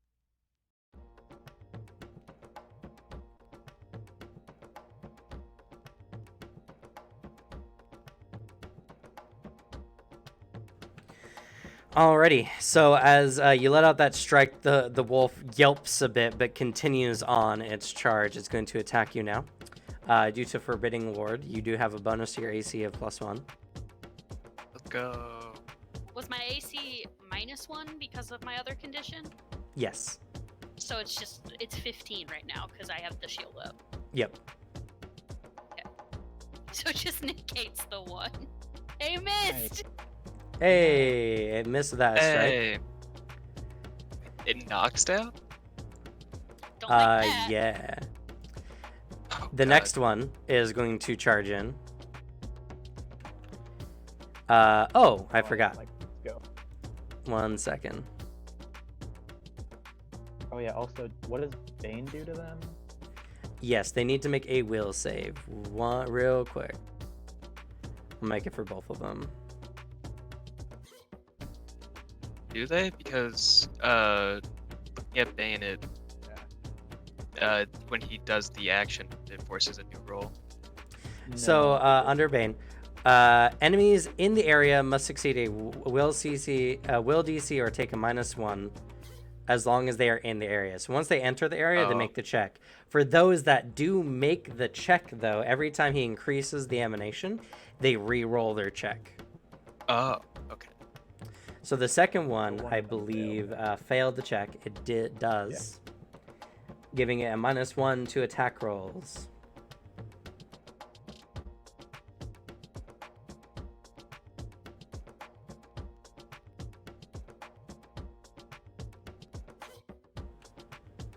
Alrighty.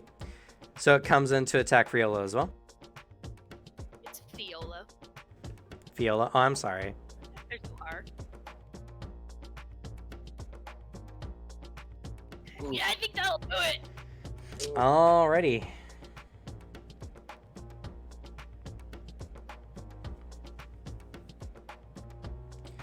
And so that's going to be 7 piercing damage. And it has knockdown.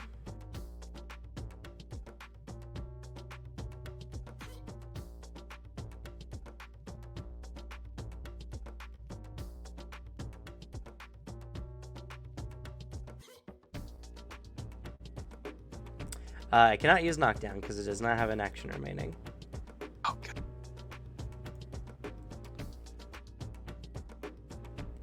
Alrighty. Fiola. I want to get out of this spot. Can I move, as long as I don't end my turn in somebody else's space, can I move through their space? Or do I need to go around?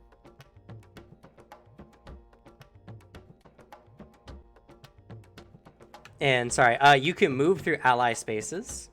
Yeah, that's what I wanted to do. Yeah. If you move through an enemy space, you'll need to make a tumble through action. She will use one action to back up. You can also share a space with Spud, since Spud is a small creature. Oh, she's getting out of there. She will use a second action to raise shield, keeping her AC up. Hang on. I'm checking something.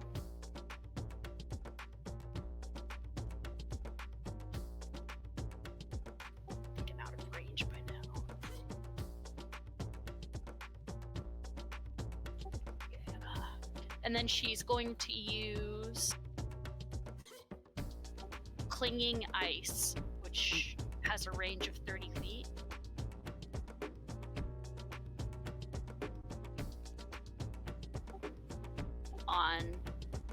Sorry, every time I open my character sheet, it blocks this battlefield on this Yeah. one.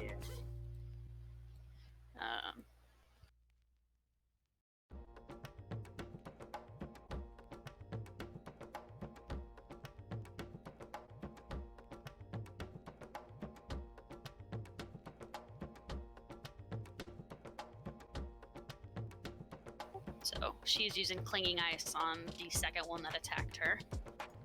Needs to make a reflex save. Alrighty. And Vile, you're on deck. Crit fail. So that's going to be twice the damage. It takes 8 damage. And it has a minus 10 foot circumstance penalty to its speed until the spell ends, which can be sustained for up to a minute. Alrighty. So you let out, you focus out your hand, and ice begins to cling on this wolf as it begins to bite into its skin, turning it dark in some places. It lets out a yelp and is not very happy. Okay. You have 1 action remaining. No, I raised my shield also. Oh, I'm sorry, I missed that part. I was reading stuff. You're fine. Alrighty, Vile.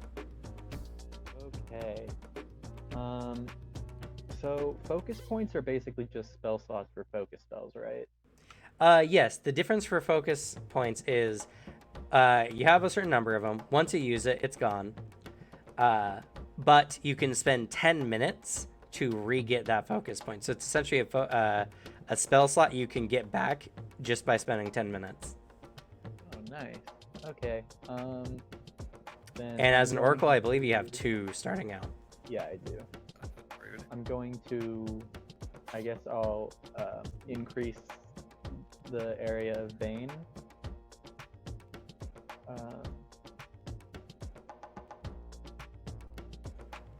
Okay. And then I will cast Soul Siphon. Okay. First of all, I do need to make a will save for this wolf since it was not affected before. And is the other one in it now, or does it have to be fully over that square? So emanations in this game don't really typically include corners. So every full box is included in an emanation. Gotcha. That will succeed, so it's still not affected. And then Soul Siphon on which one? I guess on this one. Okay.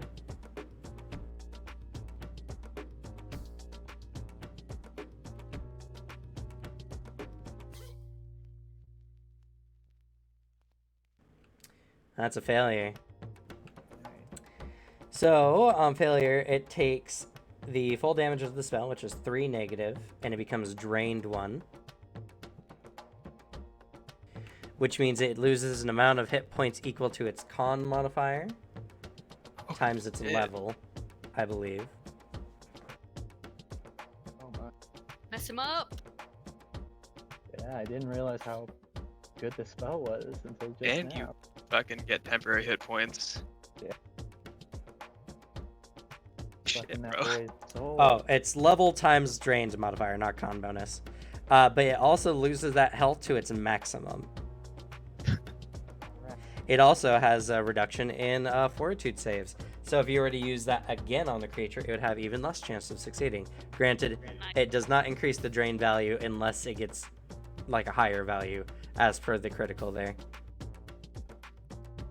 How much damage did it take total?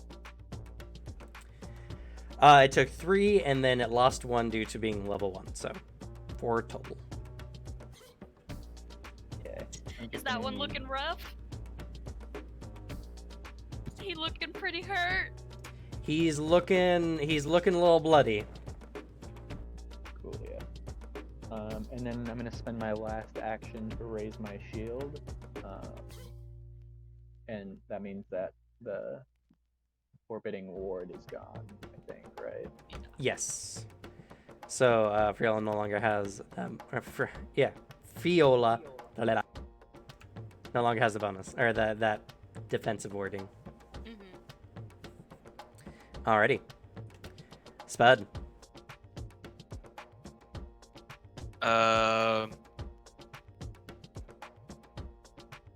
Action to move here. Okay. I'm gonna attack it with my Tekko Kagi. Alrighty. That is a successful hit, so it takes 5 damage.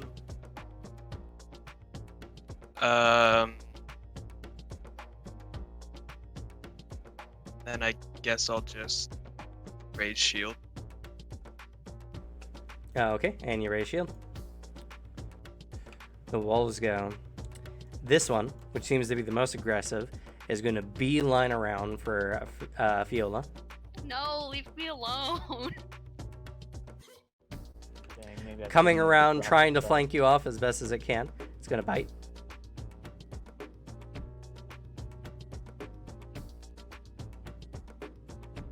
That hits. That hits. All right, so it brings you down. And as it grabs onto you, it knocks you down.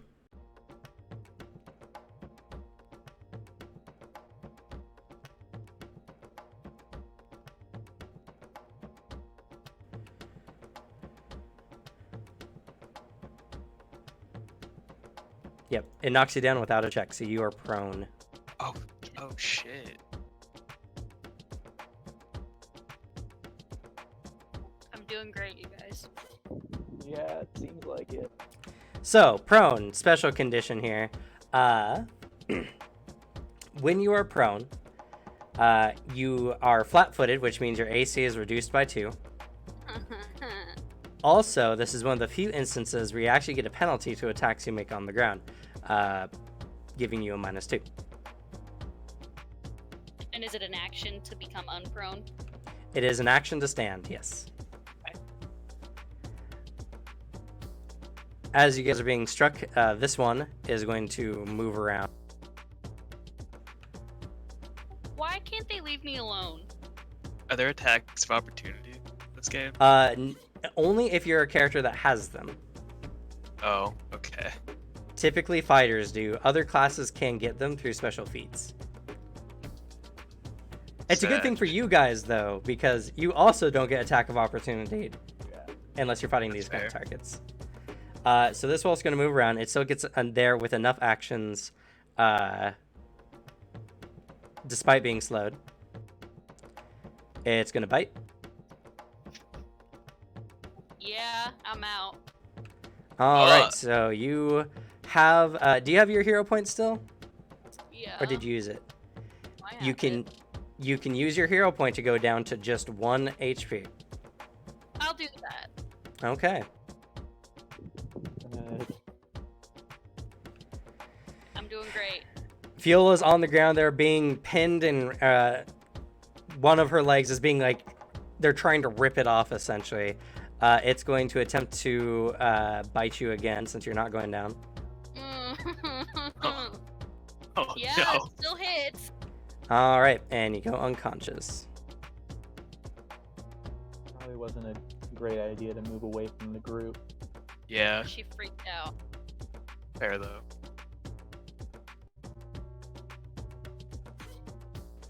All right, and we're at Fiola. So this is fun. When you are knocked unconscious by lethal damage, you are now dying. You gain the dying 1 condition. You must make a flat DC 11 check. So you just roll just a d20 with a DC of 11. Meets it, beats it. Oh. Beats it, beats it. So, if you succeed, you reduce your number of dying levels by 1. In this situation, you regain consciousness. You go back to 1 hit point.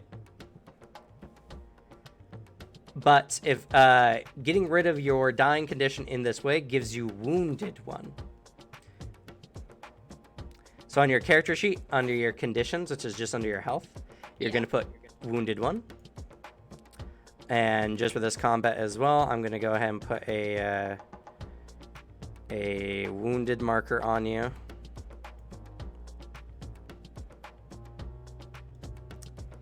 The next time you go down, your dying level increases by an amount equal to your dying level, or to your wounded level, plus 1. So you'll be dying 2 when you go when you go down. If you get to dying 4, you die. Oh. I don't make a new character yet. Alrighty. So that being the case, though, you do come back to consciousness and you have all your actions. Oh, I have all my actions? Yes. First action, I would like to move.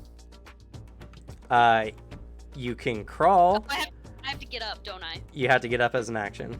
I will use 1 action to stand up, 1 Okay. action to move. Okay.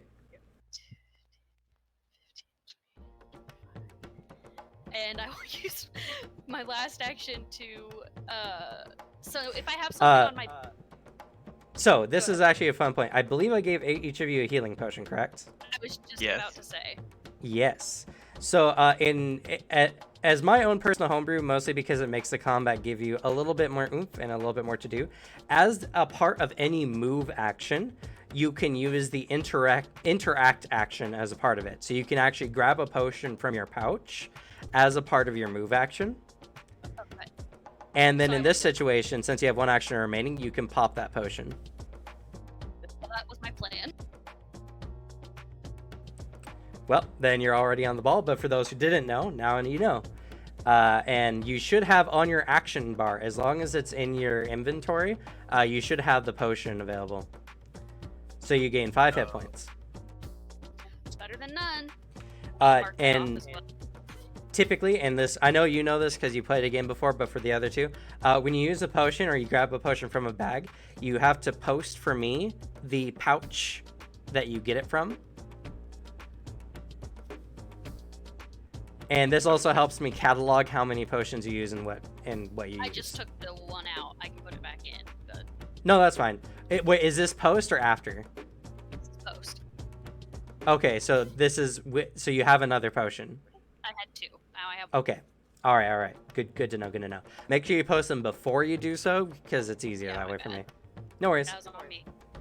No worries. Alrighty. But you gain 5 hit points back.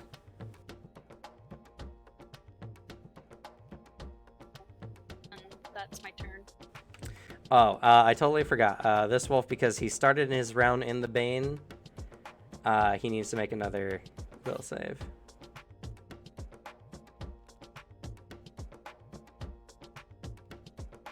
I don't think this third wolf did anything on that turn. Don't remind them. He was spooked. You that was spooked like- him earlier. A turn ago or something. Shh. But I'll keep him scared of me. It's cool. Also, that guy definitely got wrecked this time. Alright, Vile. Okay, I guess I'll spend my first action to increase the area. Okay. Just getting this last wolf in there finally. I'll make a roll for it.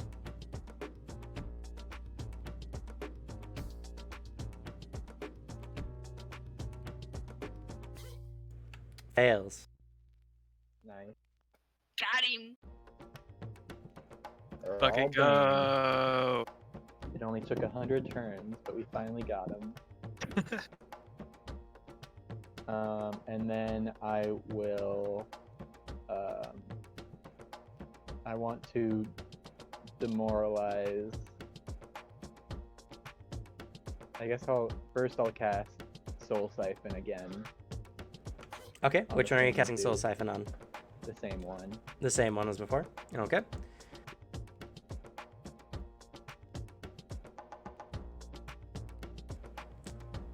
That is a critical failure Nice. because the Go. -1 from the prior one means he takes double damage, which unfortunately for you is 2.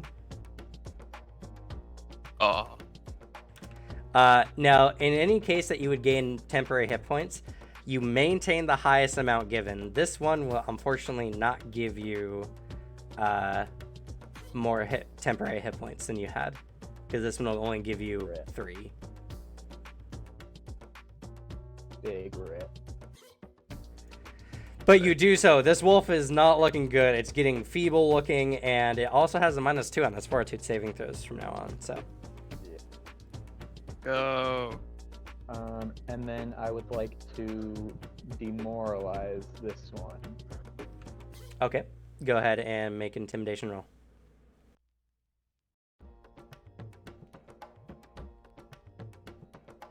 Nice. All right, you do the kind of same thing you did before, but this wolf seems more resolute. This one seems a lot more aggressive. What? You have 1 action remaining. Oh no, never mind. You used all your actions. Nah, All yeah, right, that was cool. all. Worth a try. Spud. Gonna spend my only focus point to cast Lay on Hands on Fiola. Okay. So you gain 6 hit points and a +2 bonus to your AC for the round. Nice. And this is going to be an interesting case. So it's a +2 status bonus. Your shield, I believe. Let me double check.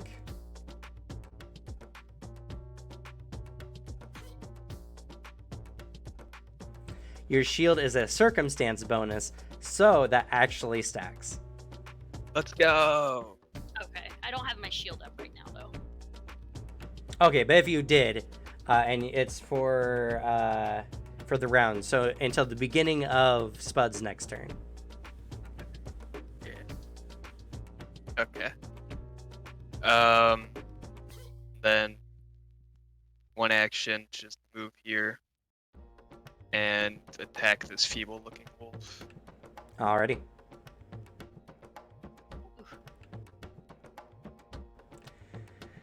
All right, because. Oh no, never mind. I thought I had a different penalty. It would have been a crit, but it did not. Regardless, you take it down as you slash it with your claw, and blood splurts across the snow. Do I want? No, I'm gonna stay in front of. Actually, I'm gonna move here, and then that's my turn. All right, this wolf here, seeing that you've taken down its ally, and this other one is just not doing anything, growls. It lets out a bark with a howl, and then it takes off.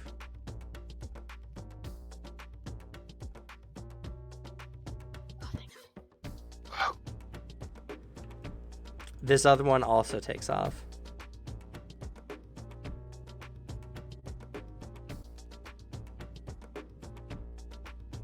Woo. Hi, guys. All right, so they appear to be fleeing. Do you guys do anything? Fiola collapses, like breathing heavy onto her knees, and it's just like. She's not giving pursuit or doing anything. I just stand guard. Does anyone do anything, I should say, as far as the wolves are concerned? I am sad that we didn't get to kill that one at least. I thought we killed one. Where'd it go? Did we? You did kill one. Yeah, I Oh, killed nice. one. Loser. Why they ran away. Start preparing to harvest its body for goods. Okay. You managed to get a fair amount of wolf meat.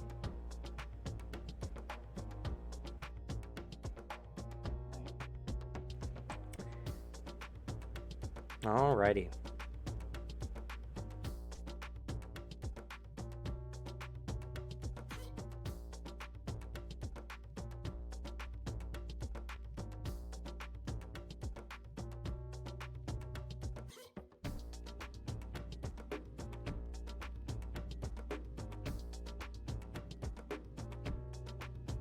Guys, my ex-girlfriend is on a date with her new boyfriend right now. That was an error. But his ex-girlfriend. Bro.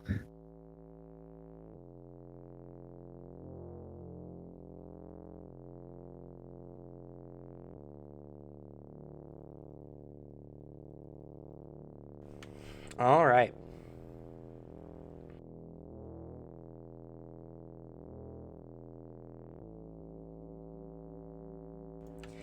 So after that that grueling battle, we're gonna go into free roleplay here. So, what are you guys doing? Fiola is just in the snow, blood dripping off of bite wounds that have not closed yet from the magic or the potion. Is just shaky and breathing heavily. Her familiar appears and chitters nervously and seems concerned. Guessing you would like to rest for a bit? That might be good. I wasn't expecting that. She's like shaking a little bit.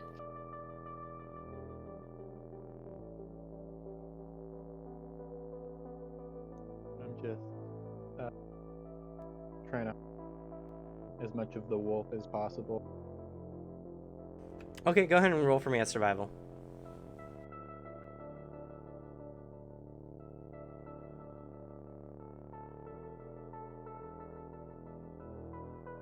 You make do. You get a fair amount.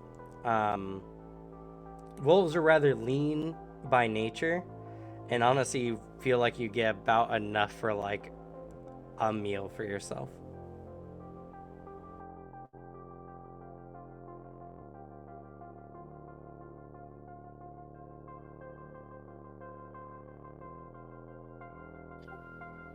We barely survived. I barely survived that. How are we supposed to survive out here?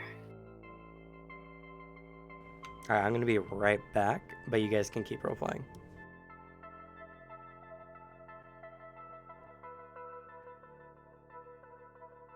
We just need to find a safer area. We have to learn. I don't know if we're going to find anywhere safe in these woods.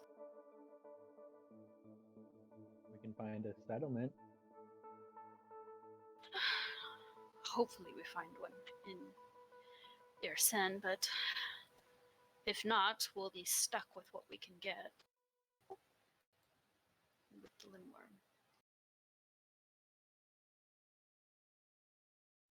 We'll just have to make do with whatever we find.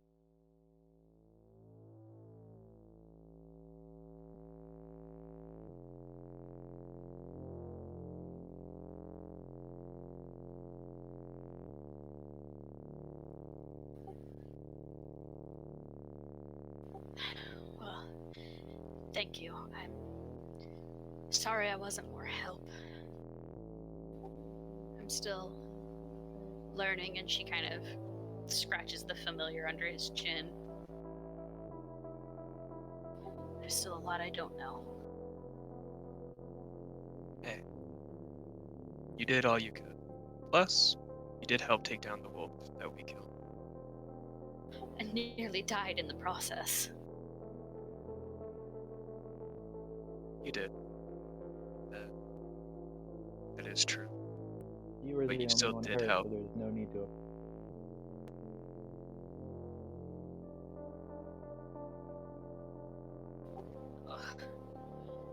going to be so sore in the morning.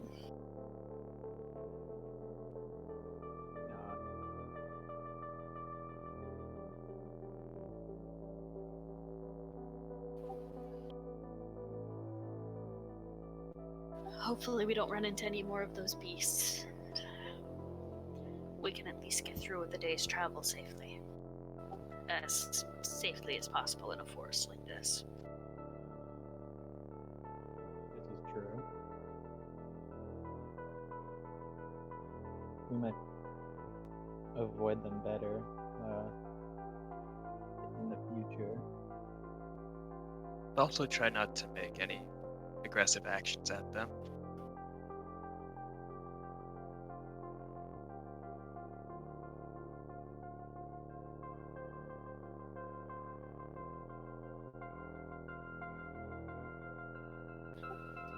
I think we need to try and avoid dangers as best as possible. For now, we don't have the strength or skills to survive direct confrontation.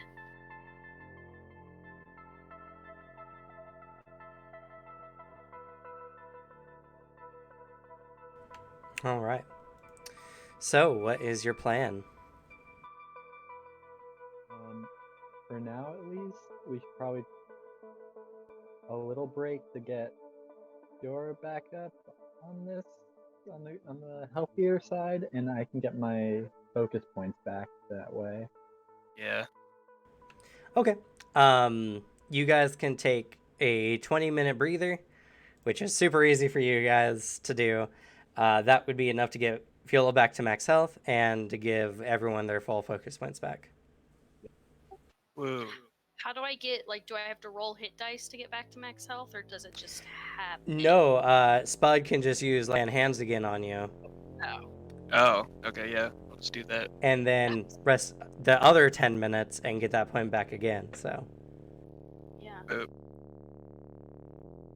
go. I don't know why I did that.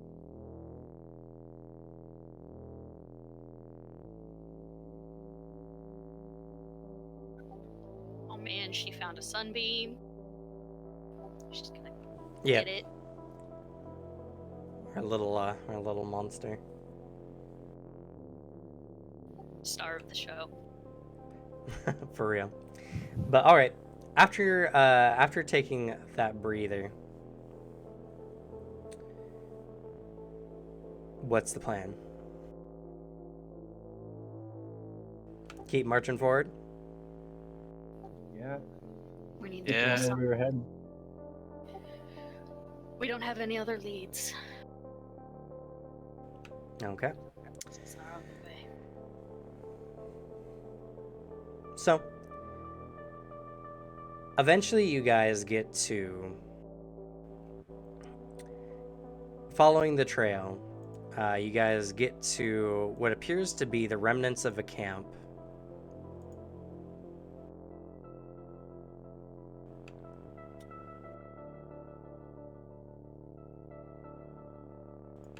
Oops. That the raiders left behind. It is no longer raining. You see that they have left some tents behind.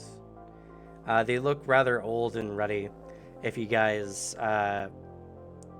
want, you can try to make a survival or a craft roll to try to stitch a tent together to give you guys a little bit more cover from the elements.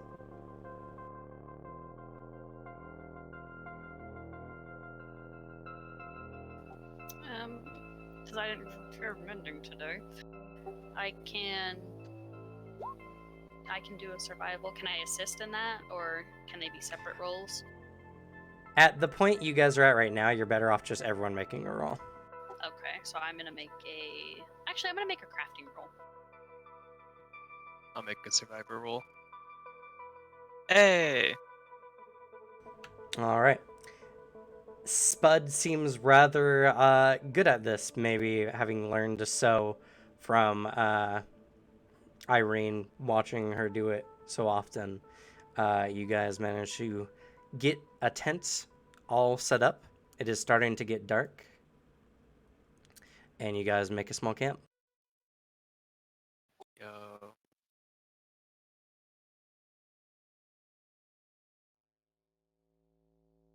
Can I make a perception roll to try and find any food or food scraps around that might have been left behind? Sure, go ahead. All right. Your keen, flowery eye observes this space, and honestly, they didn't really leave much behind, only leaving what they probably deemed extra or just dead weight. In these lands, no one wastes food or the like. Fair. Though, speaking of, you guys were making some survival checks to scrounge a little bit earlier, and assuming that you kind of kept a similar theme going on, you guys do manage to secure enough rations for everyone, at least for the day. I can give up my food because I just need sunlight. I don't know how much of that you're We're getting discounting here, that. bud. Yeah, it's true actually. Being a healthy tuber plant, this level of overcast typically does not seem to overly affect you. Whoa.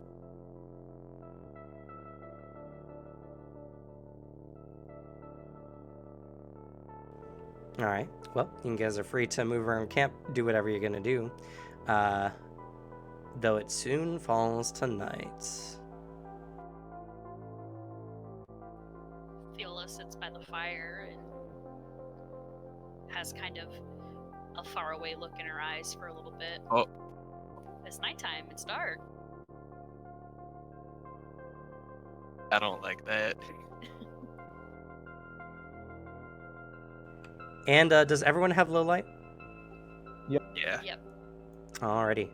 Then I'm going to go ahead and I think... Yeah, there it is. I'm going to boost the fire's range.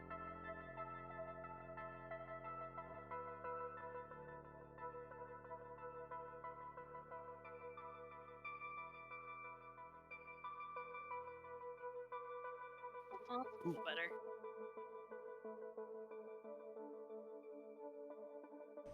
So you see in low light essentially as if it was bright light.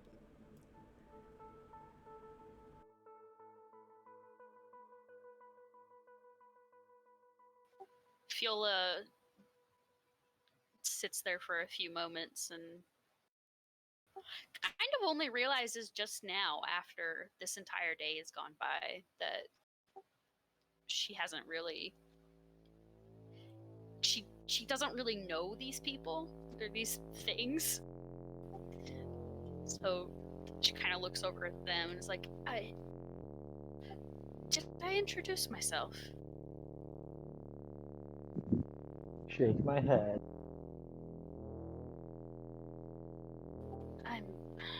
I'm very sorry. It's been a long few days. Fiolamo. I've seen you two around town before, but I don't recall your names. Vile. I'm Spud. Right. She kind of looks between the two of you a little bit, like, okay. The only normal creature here. I mean, normal as catfolk can get.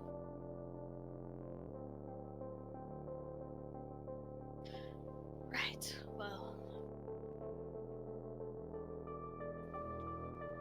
do you guys have any idea what we're going to do if we manage to find civilization? Figure it out from there. I don't know. Are you sure it's... And she kind of looks between the two of you, but more at Vile. Safe for you to... I mean, our village was closed off as we were. We didn't really get to pick and choose who came in.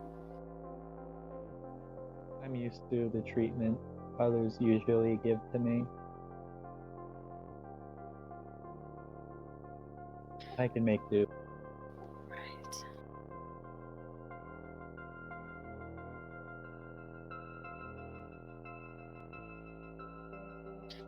Well, here's hoping we find somewhere soon. I am very grateful to you both for your aid today, especially you. She looks over and kind of dips her head at Spud.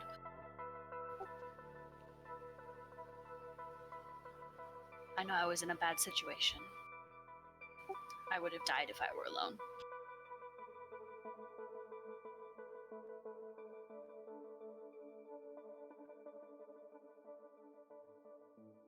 Why we stuck together? Who knows what would have happened if it's just Viola or I. Viola and I.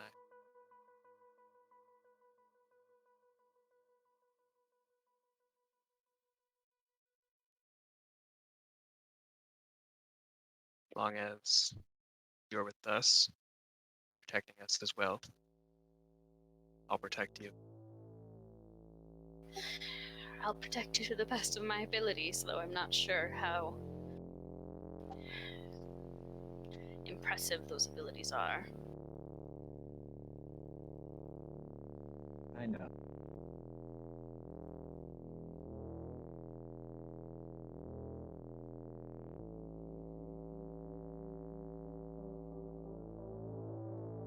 Given time.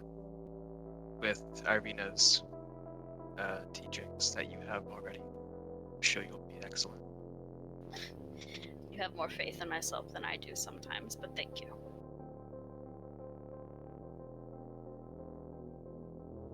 Of course. Can I make like one last perception check to see if there's anything dangerous around before going to bed? Sure.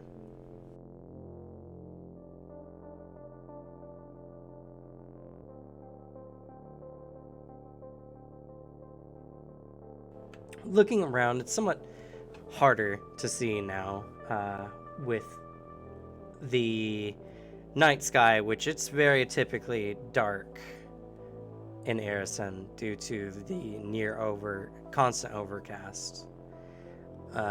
Looking around, you don't see anything too out of the way. Granted, you guys do know that for the most part, wild animals tend to keep away from human settlements or any kind of establishments they may have, at least for a good while. So, if the raiders did set here, most animals would know to stay away.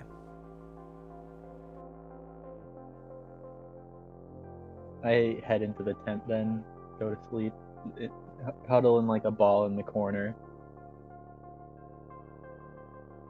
Fiola will look over at Spud as Vile goes in and just kind of sighs a little bit. I was like, I can take first watch. You've had a long day. I'll wake you up next. Thank you. She will go in also right here. Okay.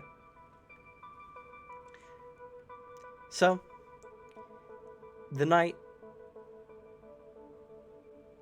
is long, but not as arduous as it has been before. With a campfire and a nice tent to stay in, this is probably some of the best sleep you've gotten in a couple of days. Well, in a day. Well, in a day. Feels like longer. It's the only And sleep I've gotten in a day. It's true.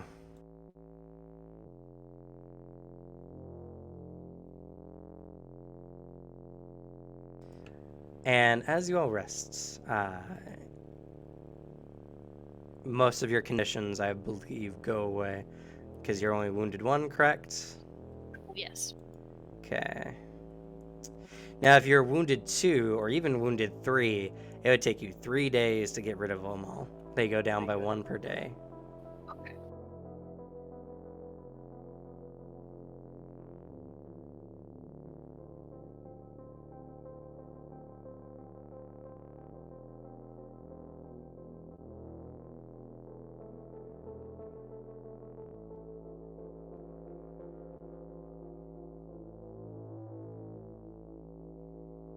Roll 20 is being finicky. Kick it. There you go. All right. So,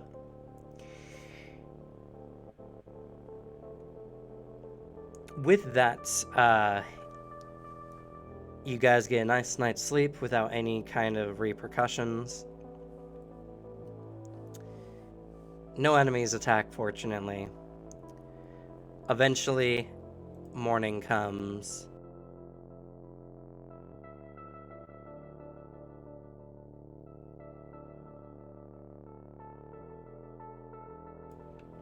And you guys set out on the trail again.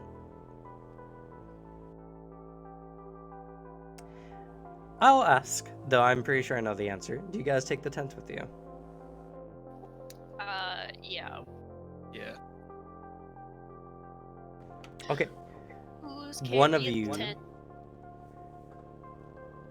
will take Uh, the... I assume Spud will, given that Spud's strongest. He's so This small. is the 4-person tent.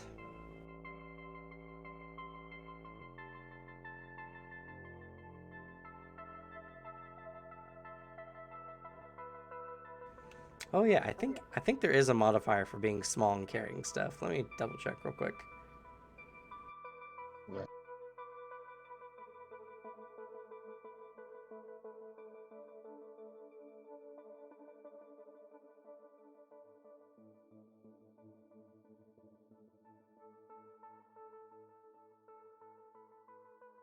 Nope. Small creatures actually just have the same bulk limits. Interesting. That be a held item or a worn item? A stowed item. Because worn is whatever you're wearing. That's typically like armor, pockets, backpack, all that kind of stuff. I'll wear a tent. By the way, just so that there's no misconceptions, Vile, you definitely have clothes on. Otherwise, you would freeze to death. Yeah. They're not good clothes. No. I assume And they're you- like ratty. You all Yeah, have I winter mean- clothes specifically as well. Yeah, it doesn't help that I Hulk out every day or so. Just squeezes out of it like toothpaste. Just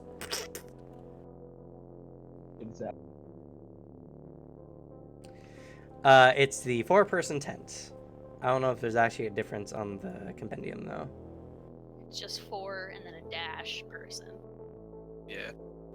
I've had Yeah. it now. My backpack. My bulk is fine.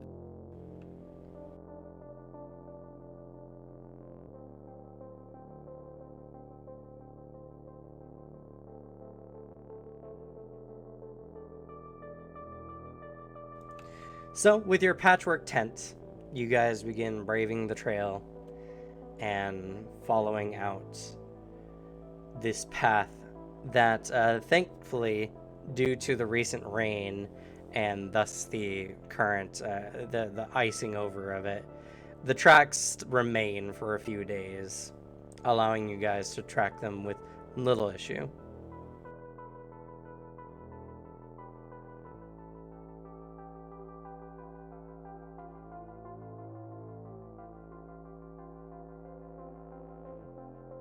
I was gonna say something and I immediately forgot.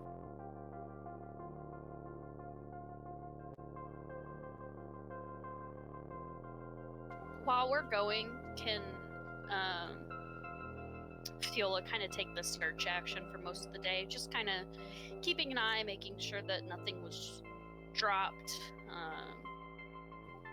I don't know if you can roll that into foraging for the whole day, or I don't know exactly how you want to call it. I mean, it really just depends. If you're subsisting, which is an action in the game, which is just trying to survive, getting rations where you can, you will make survival rolls to do so. I'll say it's 3 days between this point and where you guys are going to end up going, so.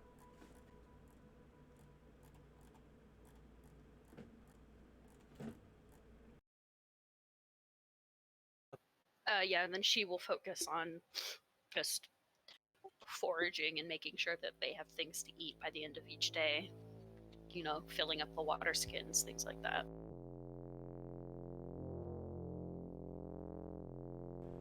Okay.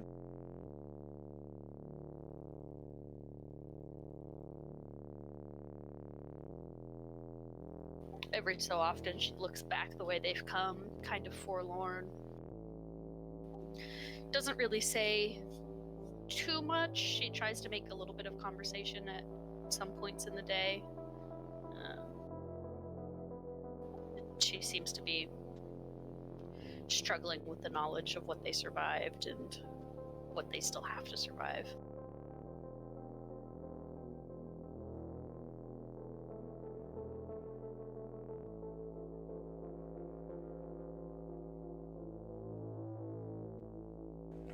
Does anyone else do or say anything during this trip? Spud is also foraging.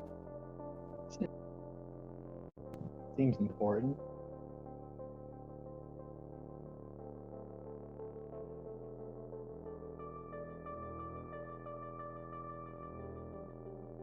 I'll respond to conversation, but I won't initiate it.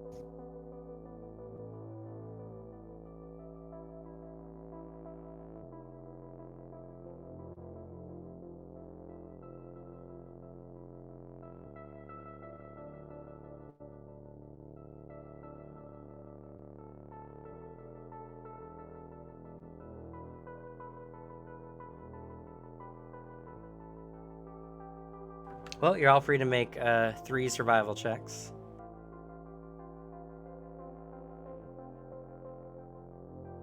Survival checks.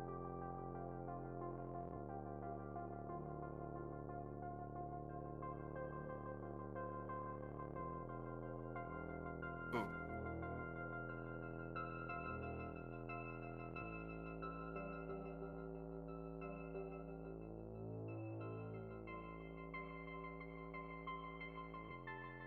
Man, I'm killing it. I'm really lost in my thoughts. I'm having some. Man, you guys are both pretty preoccupied on, everyone you know dying and stuff, and your home getting destroyed. Yeah, it's almost like we lived through a traumatic event. Almost. Almost like we have PTSD or something. Wow, what nerds.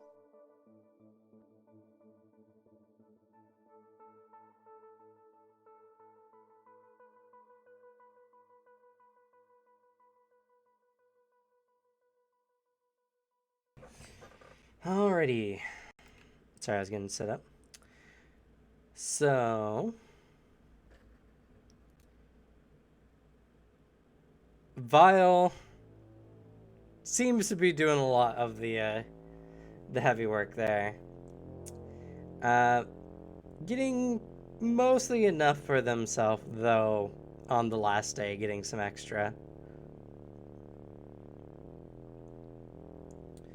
Spud on the third day also gets some extra rations. I believe with the prior extra rations Spud got before and everything said and done, Fiola will just have to spend one of their rations in their pack. That's fine. I have a decent amount. I can give my rations to Yolo. Say Spud's just gathering rations to gather rations. Yeah, I like these people. It's true. Just for fun. To be fair, it's not. I'm not someone who overly worries about rations myself, but in this situation, you guys are, weathering the elements. After about the third day, you guys finally arrive on a road. Wow.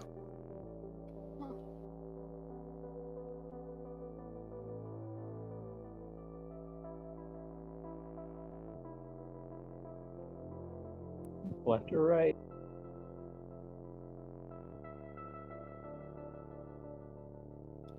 Does it look like, can we see any tracks that are, like, heavily going in one direction? Like, obviously it's a road, they'll probably be tracked both ways, but is there one that seems more...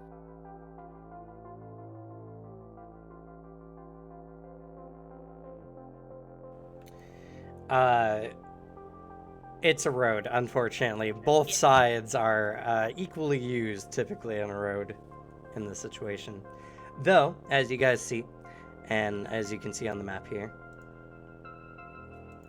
this road seems to cut through a set of small hills. Most obviously, it was probably constructed this way. So this is probably a direct route between two cities in particular.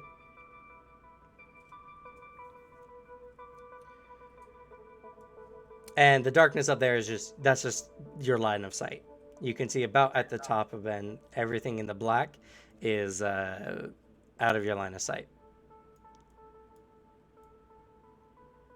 If you guys go up there, you'll be able to break the line of sight. So.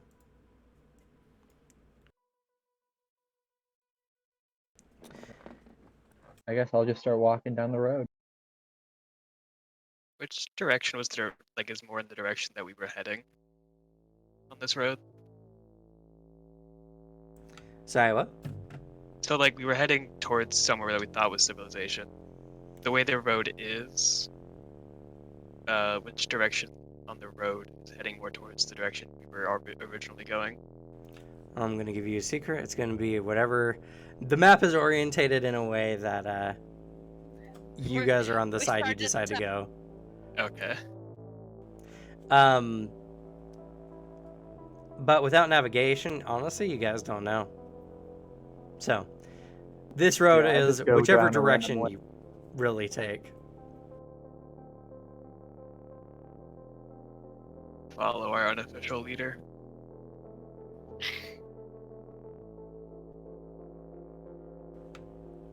Okay. Fiola seems to spend a lot of the time as they walk and stuff, either, when she's not making small talk or trying to make awkward small talk. She seems to either hold or pet or do something with her familiar. Just keeping herself occupied. Fair enough. As you guys make your way down the road,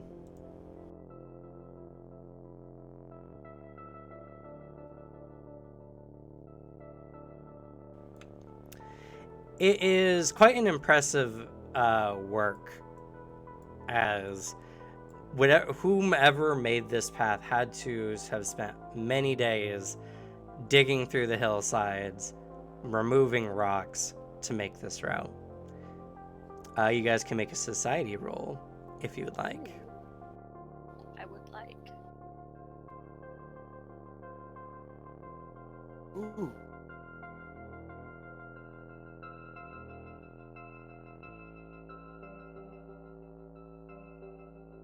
Nah, I don't know anything.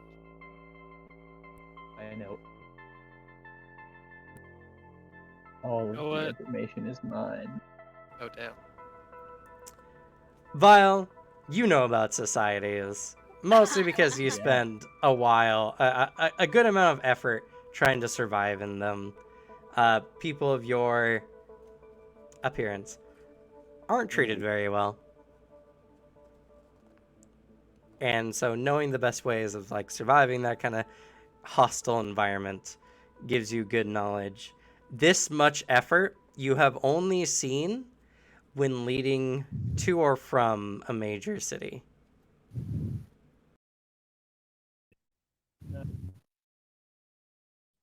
Yeah, so I'll just say there's a major city either this way or that way. I suppose we'll find out if the road either leads somewhere or gets less cared for.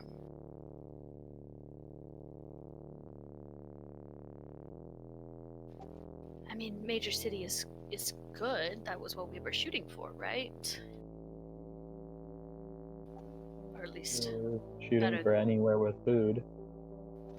fair.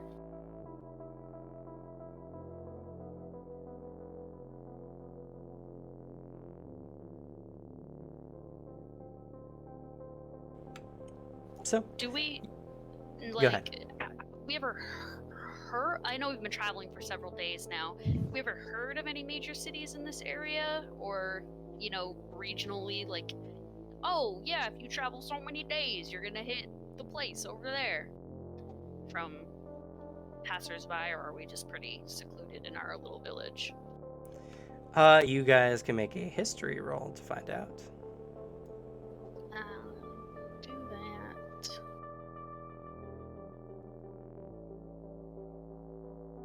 Do we have history? I believe so. I don't see it. I don't see history. We don't have Oh, history. then that would be society then. Okay, I was like, I don't have. I could have. this. I played too many games. All right. Society is one of my good skills. Why are you good at society? Listen, I spent a lot of time on the outside looking into society. I'm very observant on this. Oh. He's a people watcher. Also, my main skill is charisma, so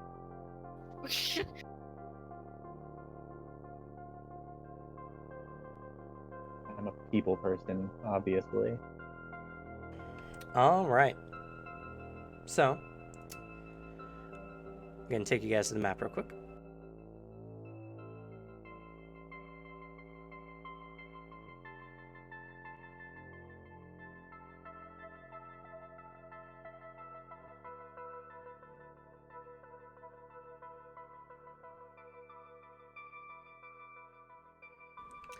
There is a large, well-known city that is built upon the river that leads from... One second here. My world book.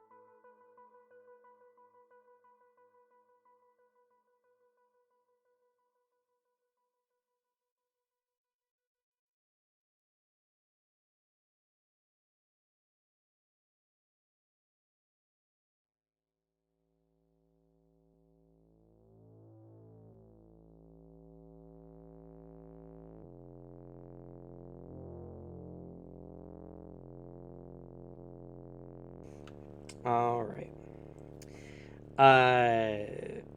Well, I was right about one thing.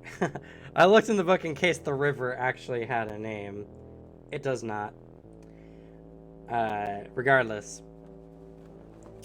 Unfortunately, I'll have to pull up a map of the region for you guys. I'll have that next session for you. It's unfortunately like underneath the name here. There's a little place where the river kind of breaks off and heads into this forested area. But there is a well-known city known as Trollheim.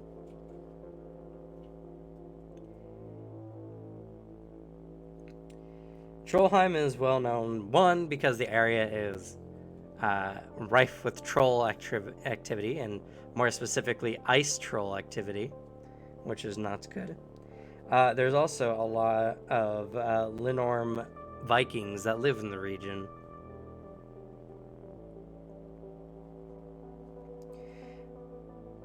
If you guys were to turn around, you could head for a small city known as Algidhart? Yeah, Algidhart. That's how that's pronounced. Algidhart, that's more on the Irison side of things. That's, honestly, might be better for you all. Granted, that's if you know which direction you guys are walking.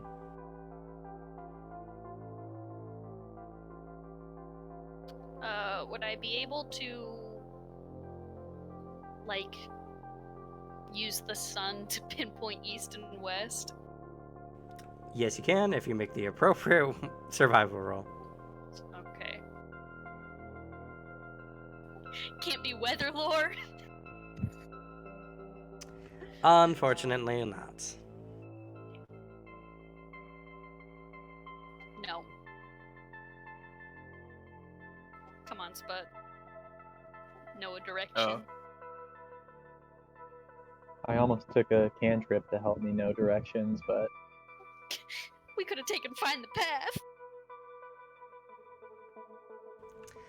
Path. So, as you guys are kind of going along, and Fiola mentions this, Spud, you kind of look up, and you remember way back in the day that Irene said,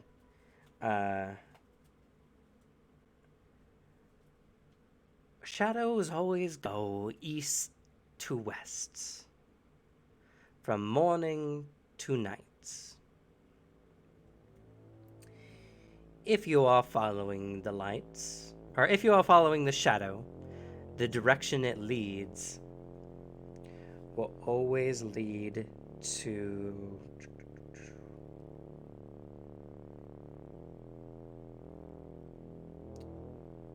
the heart of our country here. The shadows all lead to White Throne," she says. Yeah.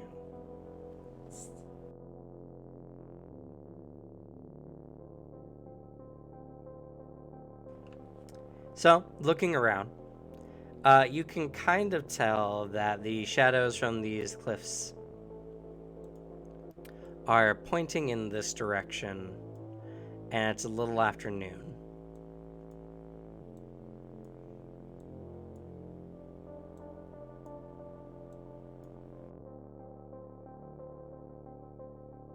So that's our brains. Oh, here. Sorry? My brain is. I'm trying to determine what direction that is. My brain is not working at the moment. Alright, so the sun is beginning to set afternoon, and if you follow the shadow throughout the course of the day, you will always head east. I just point and say that's east. Which way? You're testing the player's ability. I'm You're testing... Think that way. Okay. I'm testing your problem-solving ability for future puzzle making. Assume we're stupid. Children's puzzles. I'll assume as much as you show me. And you are correct. The path leads from west to east.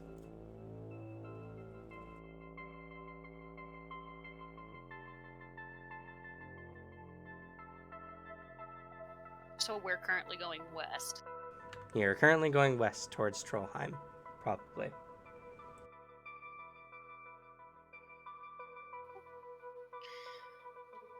Well, if that's east, then we need to turn around. I'm not keen on going to Trollheim. Okay, then. I'll turn around. Just as you guys begin to turn around, Oh you God. notice men begin to come up over the ridges. Why can't they just leave us alone? Just a potato, a cat person, and an eldritch horror. One of these is not like the other. Guess which one? It's the cat person. You know, honestly, there's no right way to answer that question.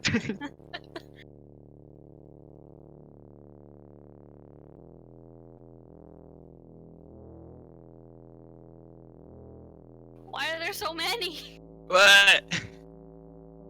No, stop adding tokens to the map! You do realize we're level 1, right? They just keep coming. I do realize Oh, you're level They 1. don't stop coming and they don't stop Oh my coming. God, they're coming on the other side! Damn! Give me more. How did you guys die after one session? Well, We went too far down the road. A bunch of men begin to surround you on both sides. They look like Vikings. Ooh. We can take them. Easy clap. Fiola looks around Easy clap. nervously, kind of letting out a low, growling noise. One in particular Completely kind of right. comes out and calls down, echoing into this small canyon. Looks like you're a little lost. No, Don't we were about a worry. few minutes ago, though. Don't worry. Actually, one second. I have an effect for this. Oh. Echo.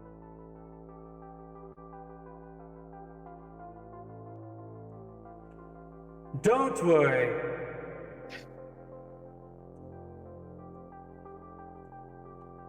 Turn the mix down a bit. We'll find a place for you. Just come with us. Oh, we were actually gonna go that way though. No. You're coming with us. Okay then. As they all begin to brandish crossbows. Oh. I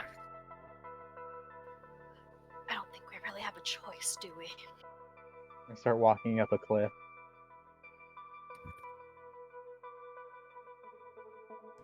What? Stop! We'll come to you. Don't do that. Get back I here. want to know what's up there. They'll come and apprehend you all, but hey, if you do want to know what's up there, I'll go ahead and do this. Oh.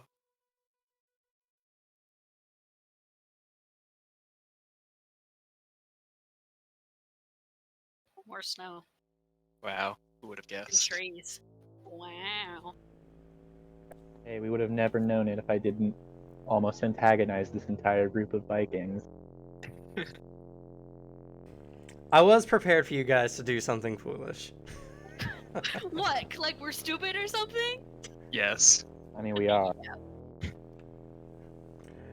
You right. So, they all come down, clasp you in chains, and take you off to Trollheim. No. Ooh. That's the wrong way. And that is where we're going to end for the day. Ooh. Well, that's not good. Damn. Well, one, we have 10 minutes left in the session. So, not really too much to do. Plus, I actually don't have the map done for it yet.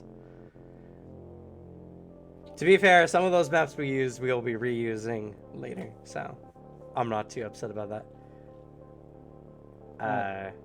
Maybe all of them, who knows? And second, you guys have a new player coming next week, and we're better to meet another player than in prison. Yeah. Why is he always in fucking prison? Why? Why is he always this? It only fits that his character specifically we would be meeting in prison. I appreciate it. I mean, we're about to be in prison. But like specifically him in prison.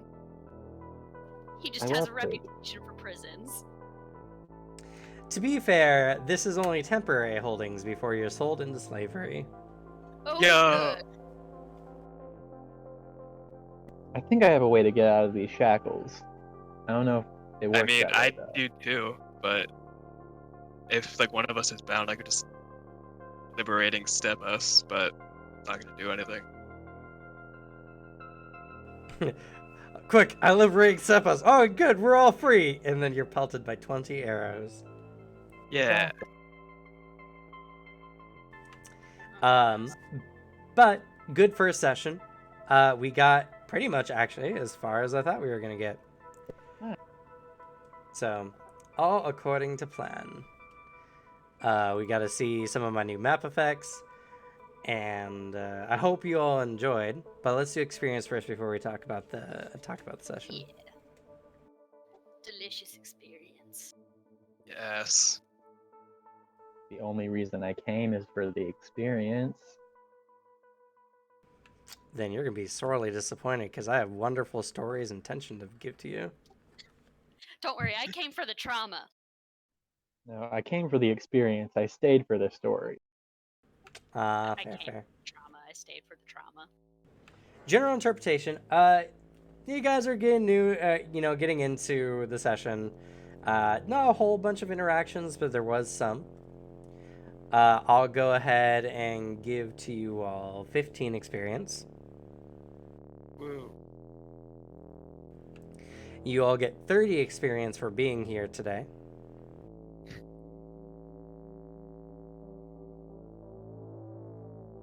because I like to give at least some experience every time you guys have a session.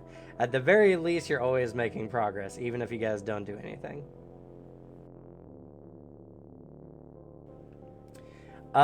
Good ideas. Yes, you guys get 10 experience points for searching Irena's house. All of us? Yes. Okay. As Nice. as a witch, she had a bunch of bits and baubles you guys could find. So beyond that, any difficult actions? None particularly. One of us almost died. That sounds True, pretty and good. you'll get combat experience for that here in a bit. I took the most damage, you guys. Yeah. Congratulations. So, speaking of combat awards, despite not defeating all the wolves, you still get the experience for surviving the encounter. Which means that you all get, I believe, 120 experience. But let me double check. Yes, 120 experience.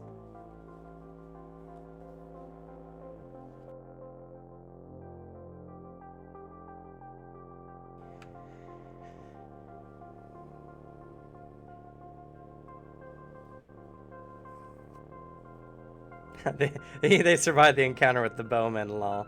No, sorry, they don't get experience for that. Aww. Rip. But now we're gonna move into a part that, since I think you two have played in a game with me like once before, a long time ago, or at least one of you. I know Played Beth it has. with you. You I played might in a have. game with me, yeah, but me as Yeah. the DM. Oh, no. I think there was. I've never one. done it then. Oh, okay. Well, I like to give out player awards, and essentially these are individual awards to each of you. Every time you guys get a player awards, at least when we're playing Pathfinder 2nd Edition, you guys will get 10 experience points. Cool. So, most damage dealt.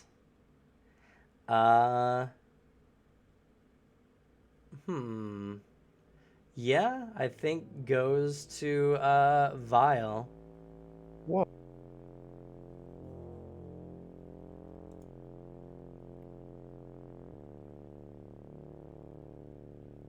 Let's see. No, you only did the 2 attacks, right?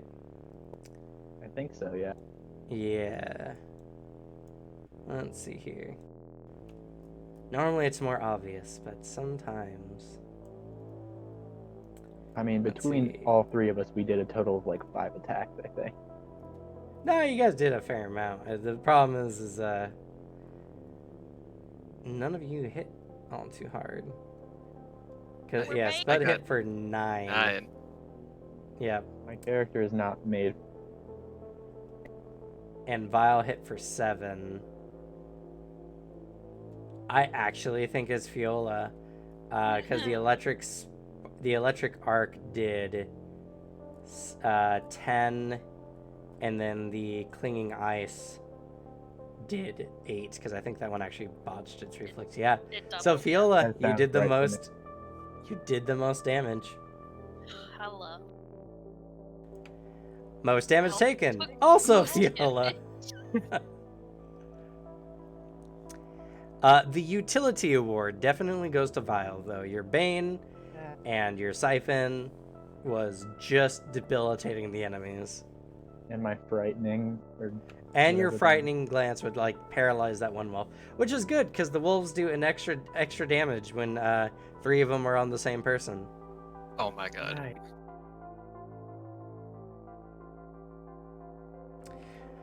Face award. There was no facing per se, but I guess intimidation counts, so that also goes to Vile. Nice.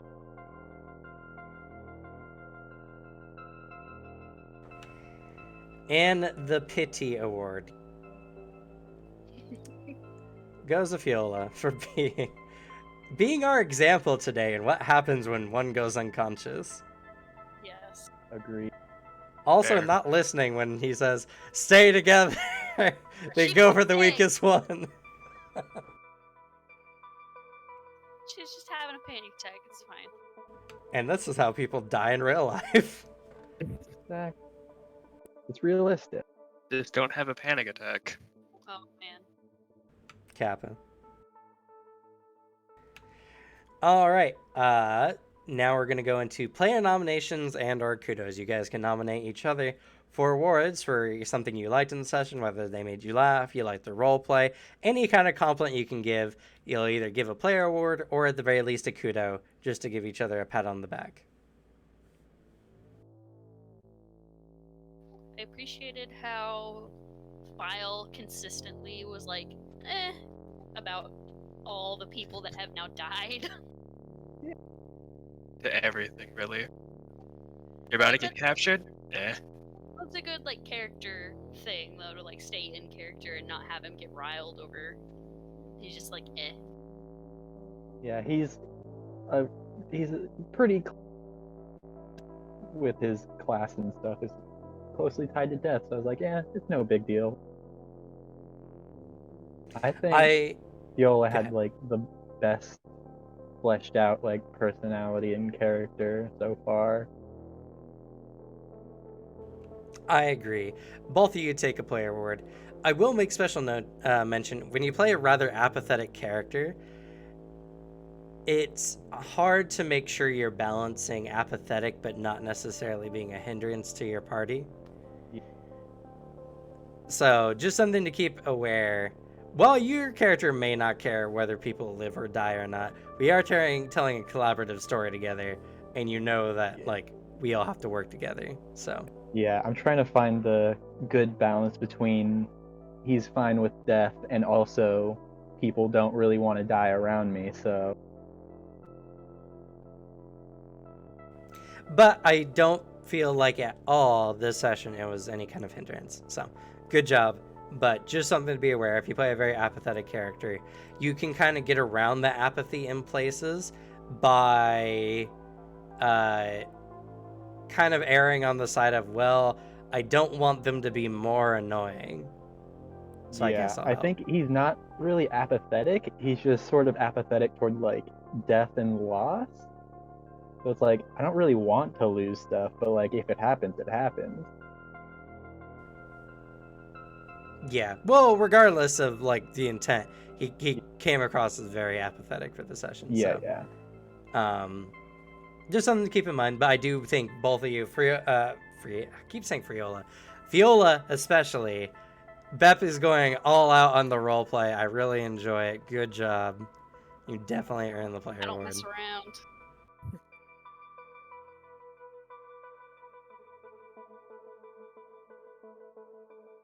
Any other player nominations and or kudos? I like that Spud's a potato.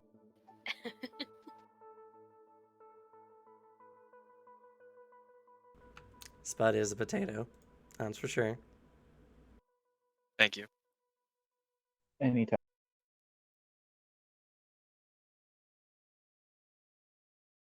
I do like how Spud, despite not having much roleplay into the factor, Spud did play a really good teammate in the fight, always getting up in front, trying to guard for your allies, and using your lay on hands. So go ahead and take a player award for being a really good tank support character. Yay. Yeah, I think everyone played their role really well in the fight. Thanks, I'm glad I played the role of the dying one really well. I mean, you did the most damage too. Yeah. You did the most damage and took the most damage. You were tank and DPS. That's my job. Of my class. The least tanky character did it, but you know, it worked out in the end.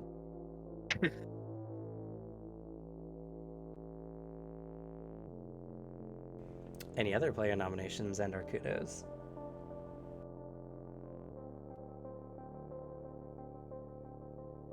I liked Spud's interactions with Irene a lot. I agree. It really did feel like Spud really cared about Irene, and he had a really good moment at the beginning there, even though it was really sad. Yeah.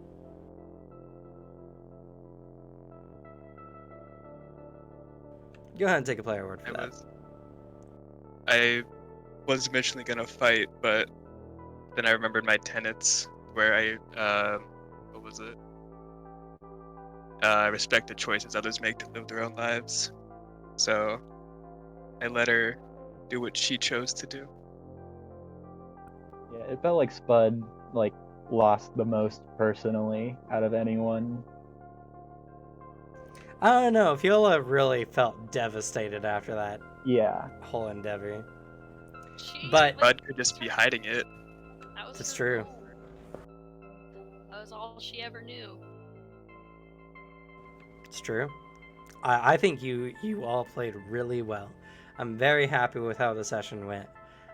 It's interesting seeing each of your characters, and I know it's a little bit of kind of getting into the flow of your character and the role play of it.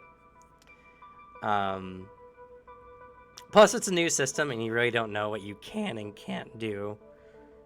I'll do my best to try to give you guys the freedom and the knowledge to fully utilize your characters and skills the best I can.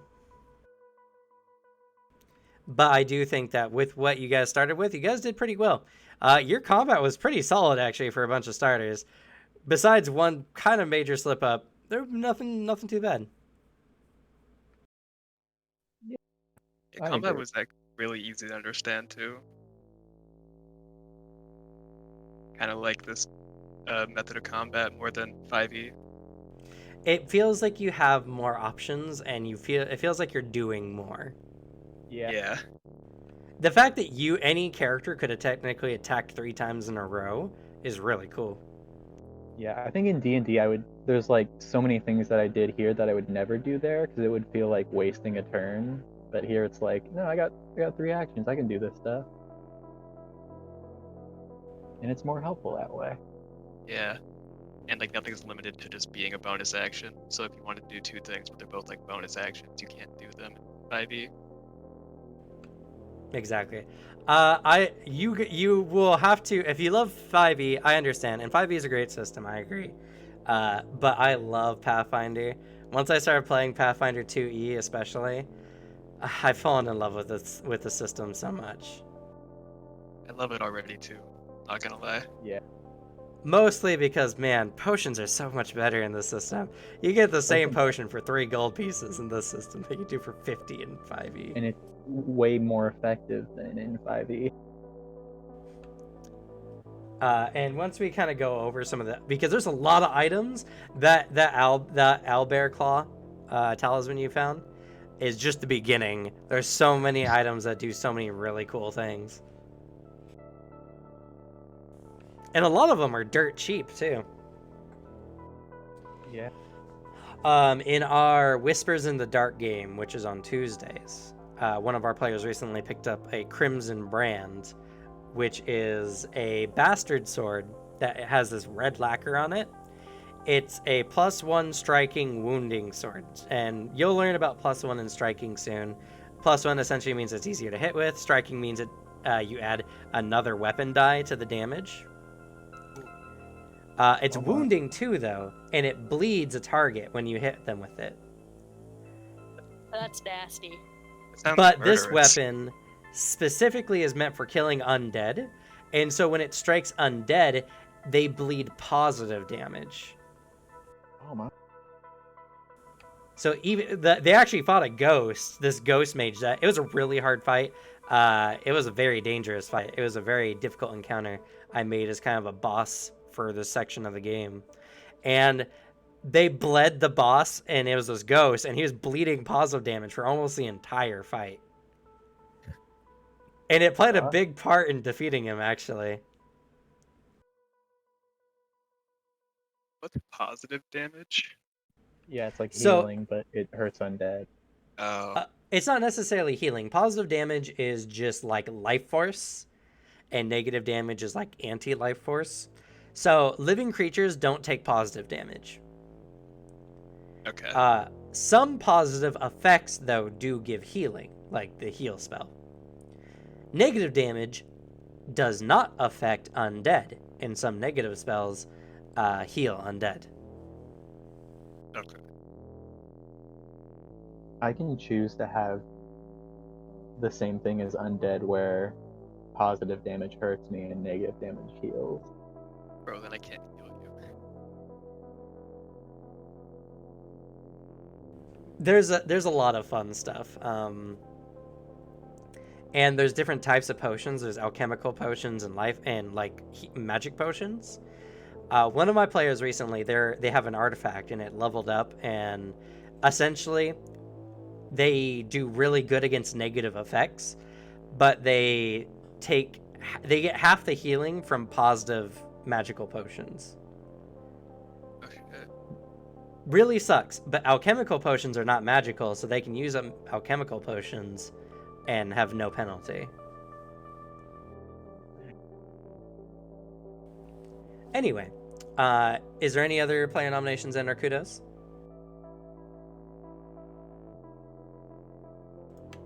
Okay, well with that, how'd you guys like the session? I think I it liked was it a good. lot. It was a fun introduction. It was a good starting point. Fun party. It's definitely an interesting party.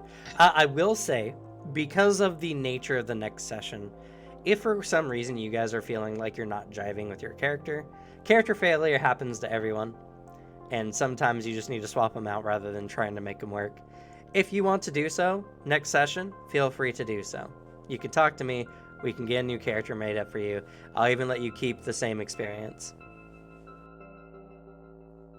Can I switch a cantrip? Because I realized I took the shield cantrip, which I think is completely useless since I have an actual shield. Yeah, they do the same thing. Yeah, I mean, if you guys want to make some small tweaks to your characters, feel free to do so as well. Much appreciated. Actually, in this game, you can retrain your cantrips, so you can actually swap your cantrips by spending downtime. Nice. Wow, can't wait I'm to gonna switch out just my cantrips. Do that then. I mean, this time I'll let you just swap it without the need of downtime. Okay. But just so you guys know, as you guys are playing, you can swap out spells, cantrips. You can actually retrain your feats to get other feats as long as those feats aren't requirement feats or like starting feats. Like some racial feats can't be trained out of, or ancestral feats.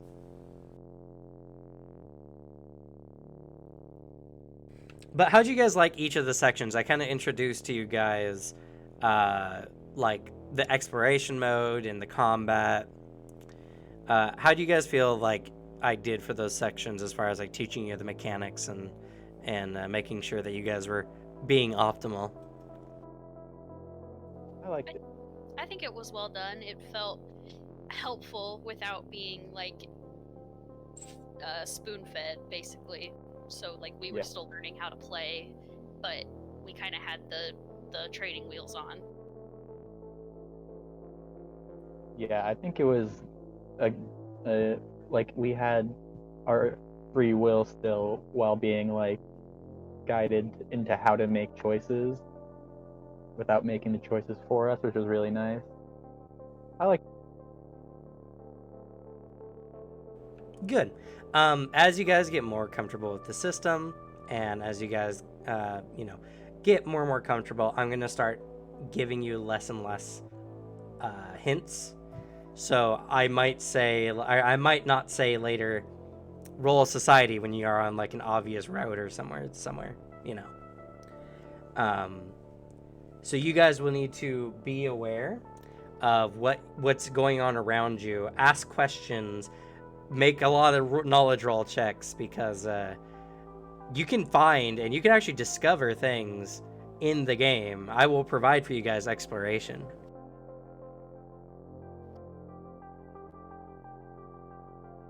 Nice. Yeah, sounds good. Yeah.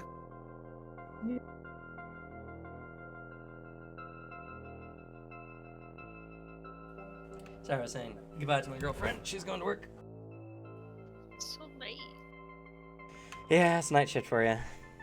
I used to work night shift. It sucked. And also just you know, it's a complicated system. There's a lot of things going on, a lot of moving parts. In that combat, I'm pretty sure I forgot like a lot of the penalties going on anyway, despite the markers I put on everything. But that's there okay. was a lot. I don't need to be very anal about the rules right now. You guys are learning. And as you saw, if you guys aren't careful, you can go down real quick. I just Squishy. forgot my liberating step can also reduce damage. I could have saved Viola 3 damage somewhere.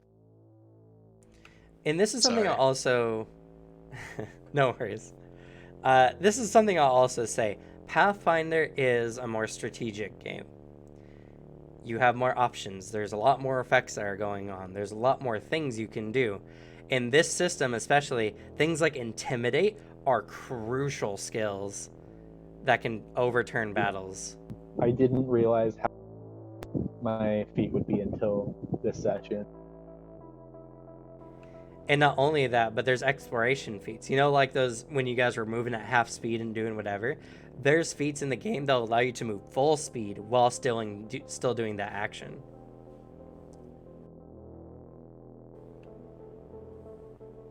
Or there's feats that'll allow you to do 2 actions at once while exploring, which is really good in dungeons.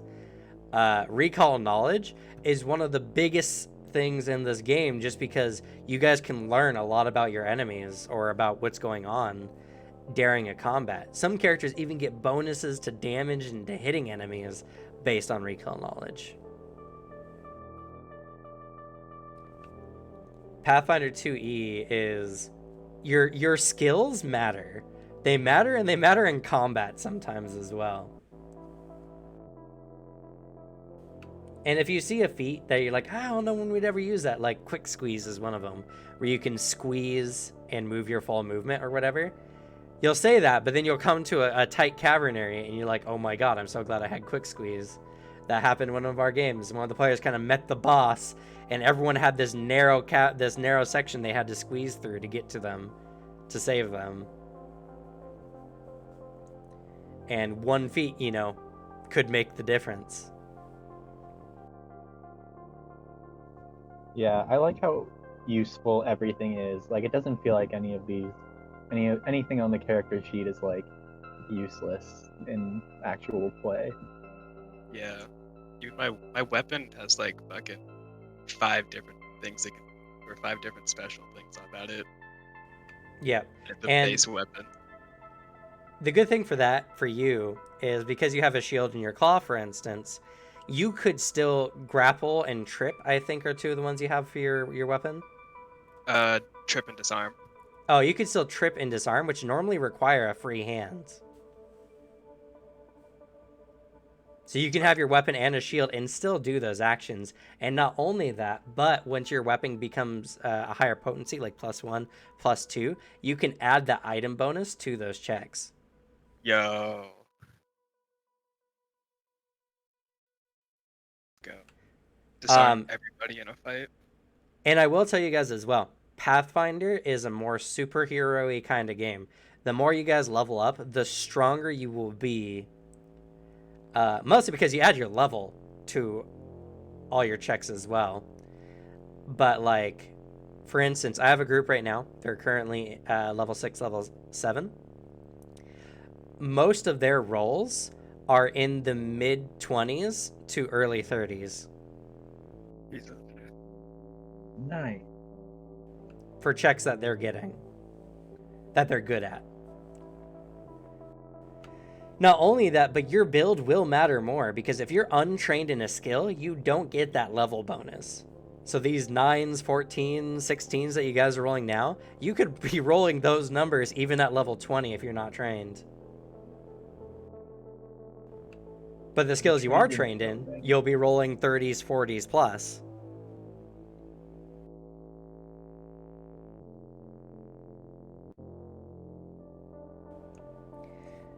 So I guess I'm just trying to hype the system up a bit so that, you guys know what the potential is, because I want you to dream for your characters.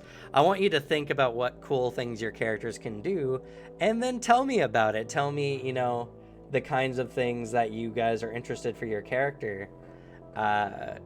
Or in game, pursue things. Pursue certain lines of action, certain kinds of skills, certain kinds of checks. Explore. The more you guys put into the game, the more I'll produce for you.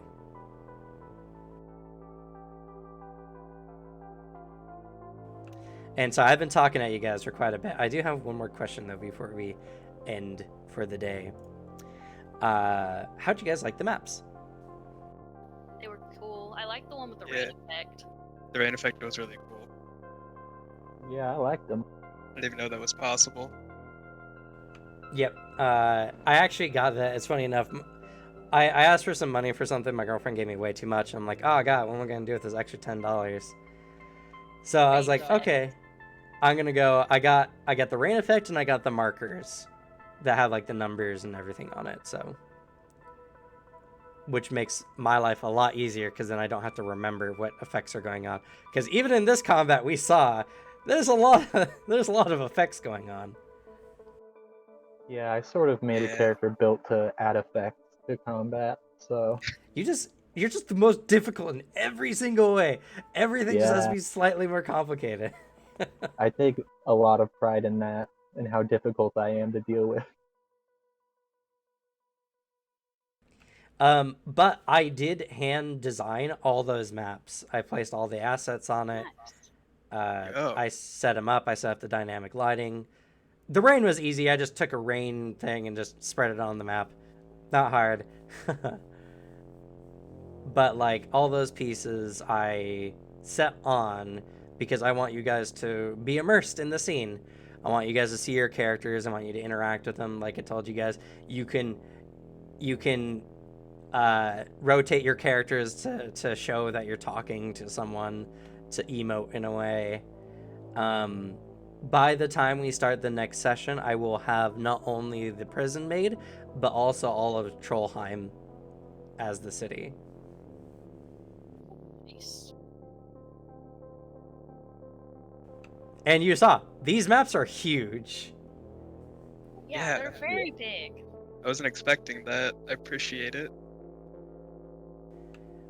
Because I want them to be to scale, like if you're on a road or if you're in like a wilderness area, I want you to feel like you're in a wilderness, not just like a small, like 50 by 50 grid. Yeah. So, I'm glad. And when you guys go to bigger cities, I'll make bigger maps to have bigger cities.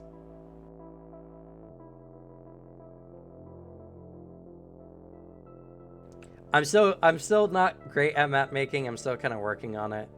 But I am putting more effort into it at least than I ever have before, so. It's the only way to learn. Yeah. Well, I was cursed with good improv skills, so I never needed to make maps because I could always just come up with shit off the top of my head. I feel you, man. But unfortunately, players can't see what's in your head, and sometimes people struggle with even imagining what you're telling them, so.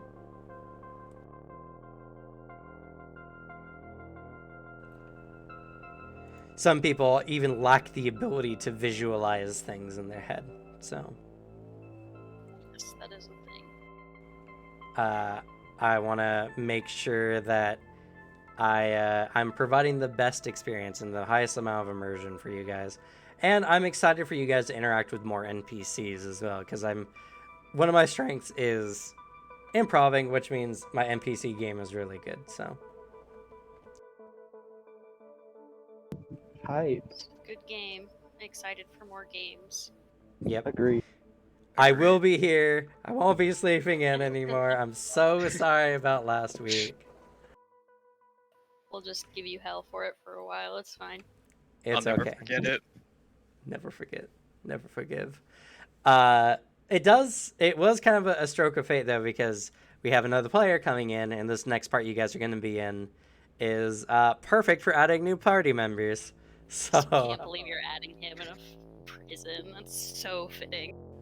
I mean, it's prison / slave quarters. It's still So. pretty fitting. Yep. And you know what? I think he is going to get a kick out of it as well. So. Yes, Devin, who was watching us on stream. Alex will be joining starting next week. Like, we just have to say, yeah, it's fitting for him to be in a prison, and we're like, Alex? Yeah.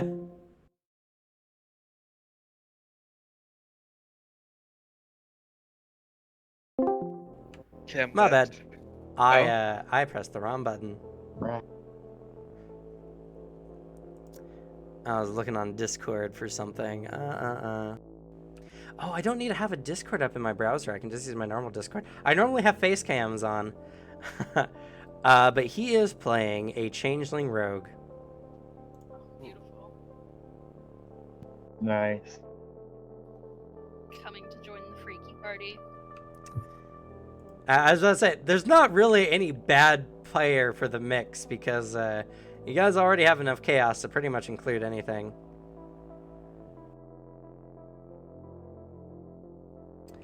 But I'm excited. Is there anything else you guys have to say before we end for the day?